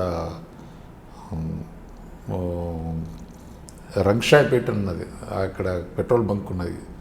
అరౌండ్ 6 o'clock ఒక కల్వర్ట్ కింద వాళ్ళు అంబుజ్ చేసి కల్వర్ట్ కింద మైన్స్ పెట్టి ఉన్నాను. నేను అక్కడికి రీచ్ కాగానే కల్వర్ట్ బ్లాస్ట్ చేశారు. నా జీప్ ఆల్మోస్ట్ ఆల్ పైకి ఎగిరింది. దానిపైన ఏదైతే రాళ్ళు ఇట్టున్నాయో అవన్నీ కూడా విరిగి మా జీప్ మీద పడ్డాయి. Jeep almost all V shape అయిపోయింది అని అంటారు. లక్కీ ఏంటంటే మన తల మీద పడలేదు, ఆ బ్యానెట్ మీద పడడంతో బ్యానెట్ గిట్ట మొత్తం ఇట్లా అయిపోయింది. వాళ్ళు ఫైర్ కూడా చేశారు. సో నేను ఒక 3 గన్మెన్లు ఉండేది, మేము ఫైర్ చేసాము. లక్కీలీ వాళ్ళు పారిపోవడం జరిగింది. నాకు కూడా కొన్ని ఇంజురీస్ అయినాయి బాగానే. తర్వాత నేను స్కూటర్పై వెళ్ళిపోవడం అనేది హాస్పిటల్కు, అంటే గన్మెన్ తీసుకెళ్తుందో అక్కడ అప్పటికే అందరికి ఇన్ఫర్మేషన్ వెళ్ళింది అన్నట్టు. నన్ను ఈవెన్ అటాక్ చేసి కిడ్నాప్ చేశారనేది ఒక మెసేజ్ పబ్లిక్లో. ఈవెన్ అప్పుడు దొరా వాజ్ డీజీ సార్ కూడా వెళ్ళింది. మాకు అప్పుడు ఎస్పీగా ఎవరు లేరు, మా సార్ అనురాగ్ శర్మ గారు ఈ was incharge, DIG and SP incharge. అప్పుడు ఏవి వెంకటేశ్వరరావు గారు వెళ్ళిపోయారు, లేరు. సో అప్పుడు ఇన్సిడెంట్ జరిగిన తర్వాత నాకు ఎంజిఎంలో ఆల్మోస్ట్ 10 to 15 days ట్రీట్మెంట్ తీసుకున్న తర్వాత I could come out. So అప్పుడే ఇక అంటే మనం చేసిన ఎక్స్ట్రీమిస్ట్ వర్క్ గాను గవర్నమెంట్ నాకు యాక్సిలరీ ప్రమోషన్ ఇచ్చింది. సో అంటే ఈ సందర్భంగా చెప్పారు అంటే బేసికల్గా నేను inspector ACP inspector DSP SI inspector చేస్తున్న సందర్భంలో మాకు వరంగల్ రూరల్లో ఉమేష్ చంద్ర గారు ఉండేవారు. Great man really. ఆయన కమిట్మెంట్ను అసలు మనకు ఈ కాలంలో ఇప్పుడు ఈ మధ్య కాలంలో అయితే నాకు ఎవరు కనిపిస్తుంది అంత కమిట్మెంట్ ఉన్న ఆఫీసర్స్. A great man. ఆయన ఏ విధంగా ఎంత హార్డ్ వర్క్ చేసేవారంటే రాత్రి పగలు లేకుండా మాతో పాటు ఈవెన్ రేట్స్కి వచ్చి ఈవెన్ ఇన్ఫర్మేషన్ కలెక్షన్లో గ్రౌండ్ లెవెల్కి జవాన్లతో మాట్లాడి వాళ్ళ కాన్ఫిడెన్స్ క్రియేట్ చేసి వాళ్ళ నుంచి ఇన్ఫర్మేషన్ తీసుకున్నాడు.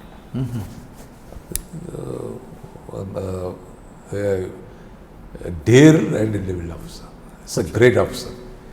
ఆయనను మనము డెఫినెట్గా ఆయన చనిపోయి ఎక్కడున్నాడో గొప్ప వ్యక్తి. పాపం మావోయిస్ట్ మూమెంట్ని కరప్ట్ చేయడానికి సర్వ విధాలు ఆయన కృషి చేశారు. అంటే అంత కమిట్మెంట్ ఆఫీసర్ తర్వాత మీకు ఎదురయ్యారా? కమిటెడ్ ఆఫీసర్ ఉన్నారు సిమిలర్గా ఆ మాదిరే ఉన్నారు, చాలామంది ఉన్నారు. But is a great, is one of the best officers. Okay, చాలామంది ఉన్నారు. ఇంకా అంటే ఈ మధ్యకాలంలో వచ్చిన ఆఫీసర్స్ లేరు. బట్ ఇప్పుడు ఐపీఎస్ ఆఫీసర్స్ కూడా ఇప్పుడు ఐజీ క్యాడర్లో ఐజీ ఏడీజీ క్యాడర్లో ఉన్నారు. సార్ అక్కడే పాపన్నపేట పోలీస్ స్టేషన్ బ్లాస్ట్ ఏంటంటే అయితే అప్పుడు ఒకసారి నేను తర్వాత నాకు ప్రమోషన్ వచ్చిన తర్వాత I was posted as DSP Medak. DSP Medak చేస్తున్నప్పుడు ఇట్లనే అప్పుడు 1999 ఎలక్షన్స్ వచ్చాయి. ఎలక్షన్స్లో నెక్స్ట్ 2-3 డేస్లో ఎలక్షన్స్ ఉన్న సందర్భంలో అక్కడున్న మా పోలీస్ స్టేషన్లో ఉన్న స్టాఫ్ అందరినీ కూడా ఈవెన్ బందోబస్తుకు పంపించడం అనేది జరిగింది. అప్పుడే చంద్రబాబు నాయుడు గారు జిల్లా ట్రిప్కి వచ్చారు. ఆ రోజు 1 day బిఫోర్ నారాయణఖేడ్లో మీటింగ్ ఉంటే నారాయణఖేడ్ ద్వారకా తిరుమలరావు వాజ్ ఎస్పీ. ద్వారకా తిరుమలరావు గారి కన్నా ముందు వేణుగోపాలకృష్ణ గారు ఎస్పీ అనుకుంటానండి. లేదు ద్వారకా తిరుమలరావు తర్వాత వేణుగోపాల్ గారు. Okay, Dwaraka Tirumala Rao was SP. ఆయనే చంద్రబాబు నాయుడు గారు నారాయణఖేడ్ జహీరాబాద్ మీటింగ్స్ ఉంటే నేను బందోబస్తు అక్కడికి వెళ్ళాను అన్నమాట. అక్కడికి వెళ్ళడం జరిగిందండి 1 day బిఫోర్. వెళ్ళి తిరిగి మొత్తం బందోబస్తు చూసుకున్న తర్వాత నేను సంగారెడ్డికి వెళ్ళా. సంగారెడ్డిలో ఎస్పీ గారు కలిసిన తర్వాత ఎస్పీ గారు కొద్ది పనున్నది ఇక్కడే ఉండవనంటే నేను సంగారెడ్డిలోనే ఉండిపోయాను. ఆ రోజు నైట్ హాల్ట్ చేసినాను. మార్నింగ్ వచ్చి సారు లంచ్ అరేంజ్ చేసింది. లంచ్ చేసి నేను పోలీస్ స్టేషన్కి వచ్చాను. డిఎస్పీ ఆఫీస్కు మెదక్ అరౌండ్ 5-6 ప్రాంతాన్ని వచ్చాను. జస్ట్ ఫ్రెష్ కూర్చున్నాను. జస్ట్ కూర్చున్న తర్వాత లంచ్ చేసి 10 గంటలకల్లా 9-10 గంటలకల్లా ఇట్లా పడుకుంటున్నాను. I received a call around 10:30-11 ప్రాంతం, 10:30-11 ప్రాంతం. సత్తయ్యారని ఇప్పుడు మొన్నటి వరకు మైలాగవరపల్లి ఇన్స్పెక్టర్ ఉండే, ఇప్పుడు ట్రాఫిక్లో ఉన్నాడే, ప్రొబేషనరీ ఎస్ఐస్. ఆయన పాపన్నపేట ఎస్ఐ అండి. నాకు ఇన్ఫర్మేషన్ ఇచ్చాడు. సార్ సౌండ్స్ వస్తున్నాయి సార్ అంటే, అప్పుడు ఫోన్లు ఎక్కడి మనకి even cell phones land phone, even మనకు పెద్ద ఫోన్, ఆ ఫోన్ దగ్గర సార్ ఈ ఫోన్లో శబ్దం వినొస్తుంది, వినండి సార్ ఫైరింగ్ సౌండ్స్ వస్తున్నాయి అంటే. ఫైరింగ్ సౌండ్స్ ఎందుకు వస్తున్నాయి, ఎక్కడి నుంచి ఏంటి అని నేను అతన్ని అడిగితే, సార్ పోలీస్ స్టేషన్ దగ్గర సౌండ్స్ వస్తున్నాయి సార్. ఇక్కడ సార్ నా రూమ్ దగ్గర కూడా వచ్చినట్టున్నారు సార్, వాళ్ళు తలుపులు కొడుతున్నారు సార్ అని. ఇమీడియట్గా నేను అలర్ట్ చేయడం జరిగింది అన్నట్టు చేసి ఎస్పీ గారి ద్వారకా తిరుమల గారికి ఇన్ఫర్మేషన్ ఇచ్చాను. అక్కడ జరిగిన అదేంటంటే అంటే కొంత ఇబ్బంది ఏమైందంటే ఈవెన్ సెట్లో మాట్లాడితే ఇన్ఫర్మేషన్ వాళ్ళు ఎక్కడ వింటారు అనేది ఒకటి. అంతకుముందే just 2-3 days before call signs change చేయడం జరిగింది. కన్ఫ్యూజన్ ఉండే అన్నట్టు. మనం పిలిచేది ఫర్ ఎగ్జాంపుల్ ట్యాంగో అని ఒకరు, ఆల్ఫా అని ఒకరు, ఇట్లా డిఫరెంట్ కాల్ సైన్స్. అప్పటికి పోలీస్ స్టేషన్ కానీ ఆఫీసర్స్ కాల్ సైన్స్ కూడా చేంజ్ అయినాయి. ఓకే. సో మనం కాల్ సైన్స్ మాట్లాడేటప్పుడు ఎవరికి మాట్లాడుతున్నారో కొద్దిగా కన్ఫ్యూజన్ ఉండే అన్నట్టు. ఇన్ఫర్మేషన్ ఇద్దామన్నా కూడా ఇప్పుడు పక్క పోలీస్ స్టేషన్కి ఇన్ఫర్మేషన్ ఇద్దాము, లేకపోతే ఓఎస్డీకి ఇన్ఫర్మేషన్ ఇద్దాము, ఎస్పీకి ఇన్ఫర్మేషన్ ఇద్దాము, లేకపోతే ఇంకో ఫోన్స్ పనిచేయడం లేదు సరిగ్గా అన్నా కూడా ఈవెన్ పోలీస్ స్టేషన్ మాట్లాడుతున్నాను కాల్ సైన్స్ చేంజ్ చేశారు జస్ట్ 2 డేస్ బిఫోరే. ఆ కన్ఫ్యూజన్ కూడా దీంతో కన్ఫ్యూజన్లో ఉండే. ఒకటి ప్రాపర్గా ఇన్ఫర్మేషన్ మనము చుట్టుపక్కల అందరిని అలర్ట్ చేయడానికి. రెండవది అప్పటికి ఫోర్స్ లేదు. సో అంత రిక్రూట్ కానిస్టేబుల్స్ చాలామంది ఉండేవారు. వాళ్ళందరినీ మొబిలైజ్ చేసుకున్నాను. ఎస్పీ గారు చెప్పారు మరి ఉన్న ఫోర్స్ని మొబిలైజ్ చేసుకొని మనం వెళ్ళాలి అంటే మేము తీసుకొని నేను అక్కడ ఒక ఎస్ఐని తీసుకున్నాను. నేను అప్పుడే ఇప్పుడు మన పోలీస్ వెహికల్లో పోతే ఐడెంటిఫై అవుతామని చెప్పి నేను చిన్న మారుతి కార్ అప్పుడే కొనుక్కున్నాను. ఆ మారుతి కార్ తీసుకొని దానిలో కమ్యూనిటీ వెనుక ఒక లోడెడ్ లారీ తీసుకొని దాని మీద మా వాళ్ళను లోడ్ చేసుకొని దాని మీద అందరినీ కానిస్టేబుల్స్ అందరినీ కూడా ఫోర్స్ను పండబెట్టి ఒక ఎస్ఐని తీసుకొని బయలుదేరినాను. ఈ లోపల ఎస్పీ గారు చెప్పి ఎస్పీ గారు వేరే డైరెక్షన్లో రావడానికి మీరు ఆ డైరెక్షన్ రావాలి సార్ అని చెప్పి నేను ముందుకు వెళ్ళి పెరూరు అనేది ఉన్నది, పెరూరు దగ్గర దాకా వెళ్ళాను అనమాట. అక్కడ చూస్తే ఒక వంతెన మీద పెద్ద మంటలు వస్తున్నాయి అన్నమాట. చాలా పెద్ద పెద్ద అన్ని టైర్లతోటి కాల్చేసి మంటలు వస్తున్నాయి అరౌండ్ 11-12 ప్రాంతాన. అప్పటికి అక్కడ ఆయన ఎస్ఐ నాతో మాట్లాడి సార్ ఇట్లా అటాక్ అది సౌండ్స్ వస్తున్నాయి సార్, అది సరే సరే నేను చెప్తూనే ఉన్నాను. నేను ఈ లోపల అందరిని అలర్ట్ చేసి. కానీ ఆయన ఏమైనా ఫైర్ ఓపెన్ చేయలేదా? ఆయన అక్కడ పోలీస్ స్టేషన్లో ఆయన ఫైర్ చేసే కాదు. ఇప్పుడు వాళ్ళు అక్కడ ఉన్నది పోలీస్ స్టేషన్లో 4 స్టాఫ్.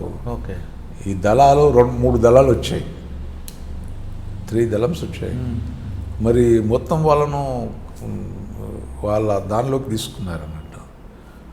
సో నేను అక్కడికి ఆ పెరూరు దాకా వెళ్ళేసరికి కింద అది వంతెన అన్నట్టు, వంతెన మీద వంతెన అంటేసేసరికి నేను అక్కడనే ఆగిపోయాను. నేను అప్పటికి సెట్ కాల్లో సెట్లో చెప్పినాను. ఆ సెట్లో కూడా చెప్దామంటే కన్ఫ్యూజన్ అన్నట్టు, ఏ సైన్ ఎవరికి ఉన్నదో ఎవరు మాట్లాడుతుంది కన్ఫ్యూజన్ అన్నట్టు, ఒకరికి సరిగ్గా కమ్యూనికేషన్ గ్యాప్. ఆయన చెప్పడం జరిగింది. ఈ లోపల మేము ఎంతసేపు అది చేసినా కూడా వాళ్ళను ఒక 2-3 సార్లు ఒక 2-3 ఫైర్ రౌండ్స్ కొట్టాను. ఈ లోపల అక్కడి నుంచి పెద్ద సౌండ్స్ వచ్చినాయి అన్నట్టు. అది బ్లాస్టింగ్ అయిన సౌండ్ వచ్చింది. బ్లాస్టింగ్ ఏంటంటే అప్పటికే వాళ్ళు ఏం చేశారంటే ఈ ఫైర్ చదువుతున్న సందర్భంలో మేము ఫైర్ చేస్తుంటే క్లేమోర్ మైండ్స్ పెట్టుకుంటున్నారు. అది మరి సడన్గా యాక్సిడెంటల్గా బ్లాస్ట్ అయిందో ఏమో తెలియదు. దాంతో బ్లాస్ట్ అయింది. మరి ఫైరింగ్ సౌండ్స్ కూడా వస్తున్నాయి. మేము కొద్దిసేపు ఫైర్ చేస్తాం అన్నట్టు. చేసిన తర్వాత ఇక్కడ మేము చేస్తూనే ఉన్నాము. అప్పటికి టైం అవుతూనే ఉన్నది. ఈ లోపల దగ్గర దాకా మేమే కొద్దిగా అడ్వాన్స్గా ముందుకెళ్ళి ఈ లోపల మన mind proof vehicle head quarters నుంచి వచ్చిందన్నమాట. అప్పుడే ఇక మైండ్ ప్రూఫ్. సార్ ఇక్కడ మరి ఈ వంతెన మీద టైర్లు కాలుస్తున్నారు కదా, ఇక్కడ ఎవరు లేరా? లేదు కాలుస్తున్నాయి. వాళ్ళు పెట్టి ఓకే. వాళ్ళు ఏం చేశారంటే ఆ పక్కకు రోడ్డు పక్కన క్లేమోర్ మైన్ పెట్టుకొని వాళ్ళ ఉద్దేశం ఏంటంటే ఈ మంటలు దాటి రాకుండా, అడిషనల్ ఫోర్స్ రాకుండా వాళ్ళు చేసిన ప్లాన్ అన్నట్టు. అక్కడికి పోలీసులు ఆల్రెడీ వంతెన మీద మంటలు ఉన్నాయండి. వంతెన యువతలు మీరున్నారు, వంతెన అవతల పోలీస్ స్టేషన్. పోలీస్ స్టేషన్ దగ్గర ఫైర్ వినిపిస్తుంది. పోలీస్ అయితే ఏం చేశారంటే ఇట్లా ఆ రోడ్డు మొత్తం కూడా 2-3 ప్లేసుల్లో క్లేమోర్ మైన్స్ పెట్టినారు. అంటే పోలీస్ మూవ్మెంట్ కనుక వస్తే వాళ్ళని క్లేమోర్ మైన్ తోటి బ్లాస్ట్ చేయాలనేది వాళ్ళ ప్లాన్. ఫస్ట్ ఏమో ఈ మంటలు, తర్వాత క్లేమోర్ మైన్స్ పెట్టి అట్లా ఉన్నారన్నట్టు. సో మాకు దాడడానికి రీన్ఫోర్స్ చేయడానికి వీల్లేదిగా, అక్కడ ఏం జరుగుతుందో సంఘటన అనేది మనకి తెలియకుంటున్నది పరిస్థితి. ఆ పరిస్థితుల్లో ఇక ఈ లోపల నేను హెడ్ క్వార్టర్కి ఇన్ఫర్మేషన్ ఇస్తే మైండ్ ప్రూఫ్ వెహికల్ వచ్చింది. మైండ్ ప్రూఫ్ వెహికల్ అది వరంగల్ నుంచి అదే రోజు వరంగల్ అప్పుడు మన జిల్లాకు రావడం జరిగింది. దానిలో తూఫాన్ డిఎస్పీ ఉండే అతను తీసుకొని వచ్చాడు. తీసుకొని కానీ ఇక మేము కలిసిపోదామని చెప్పి ఆ మంటలకి పోవాలంటే కష్టం. అదే మైండ్ ప్రూఫ్ వెహికల్ తోటి ఆ మంటలకి కొట్టినామన్నట్టు. తీసుకెళ్ళాం, కొద్దిగా ముందుకు తీసుకెళ్ళి ఈ లోపల నేను కొంతమంది మా జవాన్లు పెట్టి మంటలన్నింటినీ కూడా పక్క జరిగి ముందుకు వెళ్ళాం. కొద్దిగా మైండ్ ప్రూఫ్ వెహికల్ ముందు పోయింది. నేను వెనుక నా పర్సనల్ వెహికల్లో నేను 4 గన్మెన్లను తీసుకొని ముందుకు వెళ్ళాను. వెళ్తున్న సందర్భంలో మరి వాళ్ళు మరి ఆ మైండ్ ప్రూఫ్ వెహికల్ డైరెక్షన్ ఏదో మరి ఆ వేరే డైరెక్షన్లో వెళ్ళిపోయినట్టున్నది. నేను కొద్ది ముందు వెళ్ళగానే ఎదురుగా ఒక వెహికల్ వస్తుంది అన్నట్టు. వెహికల్ ఏది మన ఈ దాన్ని ఏమంటారు, డిసిఎం వ్యాన్ వస్తుంది. డిసిఎం వ్యాన్ వస్తే మైండ్ ప్రూఫ్ వెహికల్ ముందు వెళ్ళింది కదా అని మనం అనుకోవడం జరిగింది. అంటే ఈ డిసిఎం వ్యాన్ అంటే అక్కడ జరిగింది ఏం జరుగుతుంది సంఘటన అనేది విషయం అది చేసాం. కనుక్కోవడానికి మేము ఆపే ప్రయత్నం ఇది ఎవరు అనుకోని ఏ లోపల ఏం చేశాడు, మేము ఆపడానికి ప్రయత్నం చేస్తుంటే సైడ్కి కొట్టి మొత్తం అప్పుడు అంతా వర్షం పడుతుంది బురద అన్నట్టు బురద కొట్టి రోడ్డు దిగి మళ్ళీ ఎక్కింది. మేము ఇట్లా ఆపుతున్న సందర్భంలో బ్యాక్ నుంచి దానిలో మొత్తం దళంలు ఉన్నాయి, 3 దళాలు. అంటే వాళ్ళు పారిపోతున్నారు సార్. నేను చూసేసరికి వాళ్ళు మమ్మల్ని చూసి ఇమీడియట్ ఫైర్ చేశారు. మేము ఫైర్ చేయగానే వాడు కొద్దిగా ముందుకెళ్ళి లెఫ్ట్ సైడ్ ఆ సర్దన వైపు పారిపోవడం జరిగింది అన్నట్టు. ఈ లోపల అక్కడ నుంచి ఎస్పీ గారు కూడా అక్కడ నుంచి వచ్చారు. ఇక మేము ఎంత ప్రయత్నం చేసినా ఎవరు మాకు దొరకకుండా వెళ్ళిపోయారు అన్నట్టు. కానీ మీ స్పాట్కి వెళ్ళేసరికి ఏముందండి పరిస్థితి? స్పాట్కి వెళ్ళేసరికి పోలీస్ స్టేషన్ మొత్తం బ్లాస్ట్ చేశారు. దానిలో ఒక 4 జవాన్లు నలుగురును చంపారు. ఎస్ఐ మాత్రము అక్కడ నుంచి పారిపోవడం జరిగింది అన్నట్టు. అదర్వైజ్ లేకపోతే ఎస్ఐని కూడా చంపేవారు. దాని రివెంజ్ ఏమైనా జరిగిందా? ఈ రివెంజ్ జరిగాయి చాలా సందర్భాలు. అంటే ఆ దళం తర్వాత ఎక్కడైనా ఎదురైందా మీకు? తర్వాత ఆ నాయకుడే సరెండర్ అయినాడు. మళ్ళీ మనకు ఏం జరిగిందనే విషయం ఆ రోజు క్లియర్గా చెప్పడం. ఏం చెప్పాడండి ఆయన? ఇవన్నీ కొన్ని చెప్పాల్సి ఉంటే కొంచెం. అంటే పోలీస్ స్టేషన్ మీద ఆయుధాల కోసం వచ్చారా లేదా వేరే టార్గెట్ కోసం వచ్చారా? పోలీస్ స్టేషన్ మీద ఆయుధాలు తీసుకుపోవడం అంటే వాళ్ళకి అక్కడ ఎగ్జిస్టెన్స్.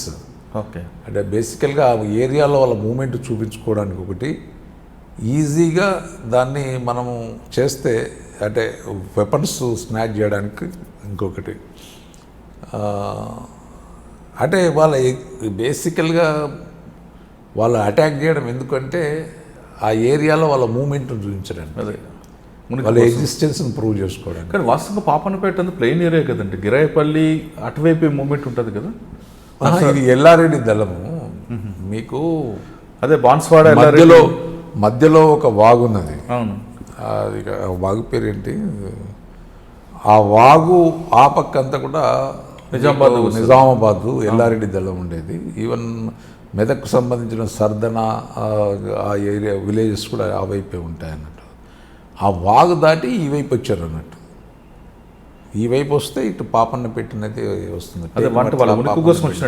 అంటే మూమెంట్ అనేది అంటే బేసికల్గా దళనాయకుడు సర్దనకు సంబంధించిన వాడు అజయ్ అనేది. సో ఆయనకు ఆ ఏరియా మీద టెరైన్ మీద పూర్తిగా అవగాహన ఉన్నది. సో ఇట్లా వచ్చి ఓకే. దాని తర్వాత ఇక్కడ మెదక్ తర్వాత నేను మంచిర్యాల డిఎస్పీగా అక్కడ కూడా మీద ఉంది ఒకటి.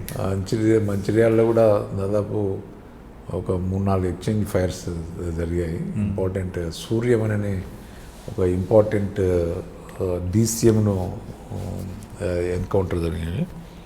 అదేవిధంగా చెన్నూరులో కానీ ఒక 4-5 మంచి ఎన్కౌంటర్స్ జరిగాయి.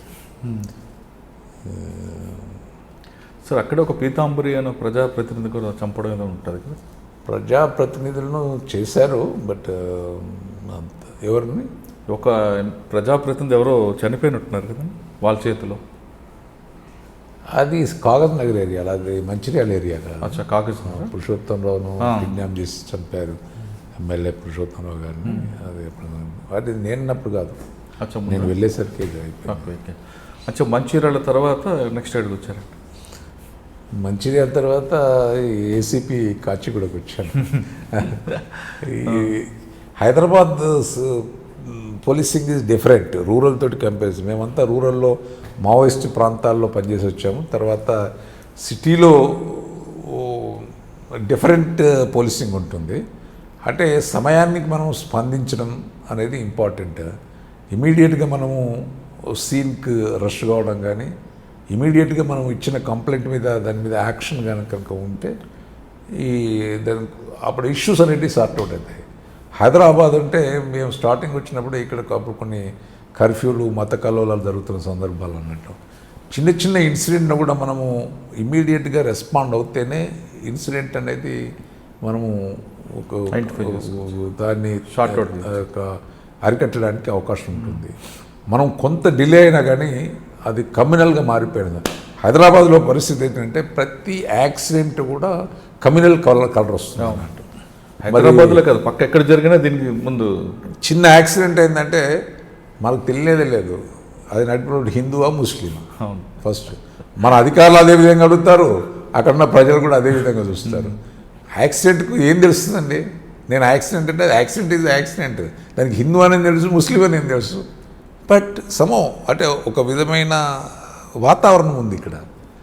దాంతో ప్రతి ఇష్యూని కూడా మనము సీరియస్గా తీసుకుంటే కానీ ఇష్యూస్ అనేవి మనం కంట్రోల్ చేయడానికి అవకాశం ఉంది. సార్ ఇక్కడ ఒక క్వశ్చన్, మీరు జిల్లాలో పనిచేసి వచ్చారు హైదరాబాద్ సిటీకి, ఇక్కడ ఒక అట్మాస్ఫియర్ ఉంటుంది. ఎందుకంటే అక్కడ చేసేసరికి మీరు డైరెక్ట్గా ఎస్పీ గారితోనూ మాట్లాడుతుంటారు, ఇక్కడ ఎస్పీ గారితో డైరెక్ట్ సిపి గారితో లింక్ ఉంటుంది. ఆ ఇబ్బంది ఏమైనా మీకు ఎదురైందా? ఉంటుంది, ఎందుకంటే డిఫరెంట్ అది అడ్మినిస్ట్రేషన్ కూడా డిఫరెంట్గా ఉంటుంది. ఇక్కడంతా కూడా డిఫరెంట్ స్టేజ్లో డిఫరెంట్ ప్రోటోకాల్ ప్రకారం ఉంటారు. నేను ఏసీపీగా ఉన్నప్పుడు డీసీపీ స్థాయి అధికారి ఉంటారు. డీసీపీ కన్నా ముందు అడిషనల్ డీసీపీ అప్పుడు అడిషనల్ డీసీపీ లేరా? లేరు, లేదా నాకెందుకు చెప్పలేదు. డీసీపీ స్థాయి అధికారులు ఉంటారు. మనము అంటే అప్పుడున్న లెవెల్లో డీసీపీతో చెప్తే సరిపోయేది అన్నట్టు, సిపి వరకు చెప్పేంత అవకాశం కూడా లేకుండా ఓన్లీ డీసీపీతో చెప్తే అక్కడ ఇష్యూస్. అప్పుడు పర్టికులర్లీ మీకు కాచిగూడలో డిఫరెంట్ పరిస్థితి ఏంటంటే అక్కడ స్టూడెంట్స్ ఇష్యూస్ బాగుండేది. అప్పుడే జస్ట్ తెలంగాణ ఉద్యమం అనేది మొదలైంది.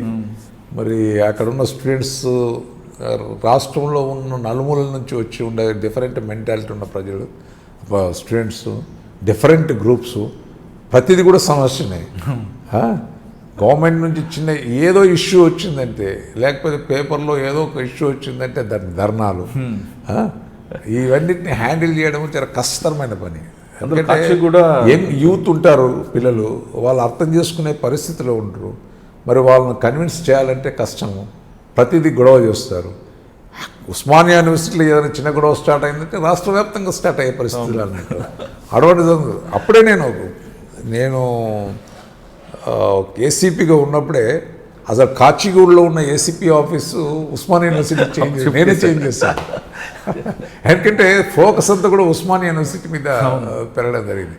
అప్పుడు దాదాపు ఇప్పుడున్న సోకాల్డ్ ఇంపార్టెంట్ లీడర్స్ అంతా కూడా అప్పుడు స్టూడెంట్ లీడర్స్. మేము రవి, బాల్క సుమన్, రామ్మోహన్ వీళ్ళంతా కూడా వీళ్ళంతా కూడా అప్పుడు స్టూడెంట్ లీడర్స్. ఇక తెలంగాణ ఉద్యమం దానికి రకరకాల అది ఉస్మానియాలో ఉన్న సమస్యలు, ప్రత్యేకంగా మెస్ సమస్యలు, స్కాలర్షిప్ సమస్యలు, అది మీరు అన్నట్లు ఏ చిన్న సమస్య వచ్చినా అది డిఫరెంట్గా ఉన్న పరిస్థితి. అంటే గతంలో మేము ఉస్మానియాలో చదువుతున్న సందర్భాలు వేరు, తర్వాత నేను ఏసీపీగా వచ్చిన సందర్భాలు వేరున్నాయి. ఉస్మానియాలో అప్పుడంతా కూడా చాలామంది ఐఏఎస్, ఐపీఎస్ వివిధ హోదాల్లో ఎంఆర్ఓలు కానీ, గ్రూప్ 1 కానీ, గ్రూప్ 2 కానీ, స్టూడెంట్ అంటే ఖచ్చితంగా ప్రతి ఒక్కరు కూడా ఉస్మానియా నుంచి వచ్చిన వారే. అంటే అప్పుడు చదువుకోవాలి అనే ఒక తపనతో ముందుకు వచ్చిన అసలు సందర్భం. అందులో సీటు దొరకాలంటేనే కష్టం ఉంటుంది. ఉస్మానియాలో సీట్ రావడం అంటేనే కష్టమైన పని. అక్కడ చదువుకున్నాడంటే చాలా బాగా చూసేవారండి. అప్పుడు ఆ విధమైన అట్మాస్ఫియర్ ఉండేది. కాంపిటీషన్ సార్ ఒకటి లైబ్రరీ, ఎంత అద్భుతమైన లైబ్రరీ అండి. తర్వాత నేను ఏసీపీగా వెళ్ళిన తర్వాత అంటే డిఫరెంట్, ఓన్లీ ఉద్యమాలే. అక్కడికి చదవాలి, మనము కాంపిటీషన్ ఎగ్జామ్స్లో నెగ్గాలి అనే ఒక తపన లోపించినట్టు కనిపించింది. So lot of change was seen. Okay, Kachiguda తర్వాత ఎక్కడికి వచ్చారు? నేషనల్ డీసీపీగా కొంతకాలం, సిటీ సెక్యూరిటీలో కొంతకాలం, సెంట్రల్ జోన్లో. ఇక హైదరాబాద్ సిటీ కల్చర్లో డిఫరెంట్. అక్కడ అడిషనల్ డీసీపీ ఉన్నదంటే అక్కడ ఇక్కడ ఎక్కడ పని ఉంటే అక్కడ పంపించే పరిస్థితి అన్నట్టు. నెక్స్ట్ డీసీపీ తర్వాత సిఐడికి వచ్చినట్టున్నారు మీరు. నల్గొండ ఓఎస్డీకి వెళ్ళాను. ఓకే, ఓఎస్డీ అంటే అక్కడ కూడా నల్గొండలో కూడా కొద్దిగా మావోయిస్ట్ ప్రాబల్యం ఎక్కువ ఉండే. దేవరకొండ ప్రాంతం అనుకోండి, ఇటు భువనగిరి ఈ ప్రాంతం ఆలేరు దళాలు, ఒకవైపు ఏమో సిపి గ్రూప్ కూడా ఉండేది. తుంగతుర్తి ఈ ప్రాంతంలో సిపి దళాలు కూడా ఉండేటి. అంటే ప్రత్యేకంగా నేనున్న సందర్భంలో ఒకసారి ఒక 2-3 మంచి ఎక్స్చేంజ్ ఆఫ్ ఫైర్స్ జరిగాయి. ఎక్కడ ఏ ప్రాంతం? గుర్రంపోడి ఎన్కౌంటర్ అనుకోండి. గుర్రంపోడి అంటే అక్కడ మాకు జస్ట్ ఇన్ఫర్మేషన్ రాగానే గ్రేహౌండ్స్తో కలిసి, నేను ఓఎస్డీ ఉన్నాను ఇప్పుడు, ఎస్పీ గారు కూడా హెడ్ క్వార్టర్లో లేకుంటే ఆ రోజు. ఎవరు sir SP? Vijay Kumar was SP. తర్వాత తర్వాత ఇన్ఫర్మేషన్ ఇస్తే వచ్చారు. అక్కడ జస్ట్ అక్కడ ఇన్ఫర్మేషన్ మూమెంట్ తెలియగానే మేము జస్ట్ 1 అవర్లోనే అంబుజ్ చేయడం జరిగింది, సరౌండ్ చేయడం జరిగింది. వాళ్ళు అన్నం వండుకోవడానికి, తినడానికి వండుకొని తింటున్నారనే ఇన్ఫర్మేషన్ వచ్చింది. దాదాపు ఒక 7-8 మంది ఉన్నారనే ఇన్ఫర్మేషన్ రాగానే మేము వెళ్ళడం జరిగింది. తర్వాత అక్కడ వాళ్ళని మేము దగ్గరికి సమీపిస్తున్న సందర్భంలో వాళ్ళు ఫైర్ చేయడం, మేము ఫైర్ చేయడం, తర్వాత వాళ్ళను అక్కడ ఒక 6 to 7 వెపన్స్, AK-47, SLR ఈ అన్ని వెపన్స్ కూడా రికవరీ చేయడం. వాళ్ళు చాలా ఇన్సిడెంట్లో వాళ్ళు బాధ్యులు. అదేవిధంగా అంతకుముందు కూడా అక్కడ ఒకటి ఆత్మకూరు పోలీస్ స్టేషన్ అటాక్ కూడా జరిగింది.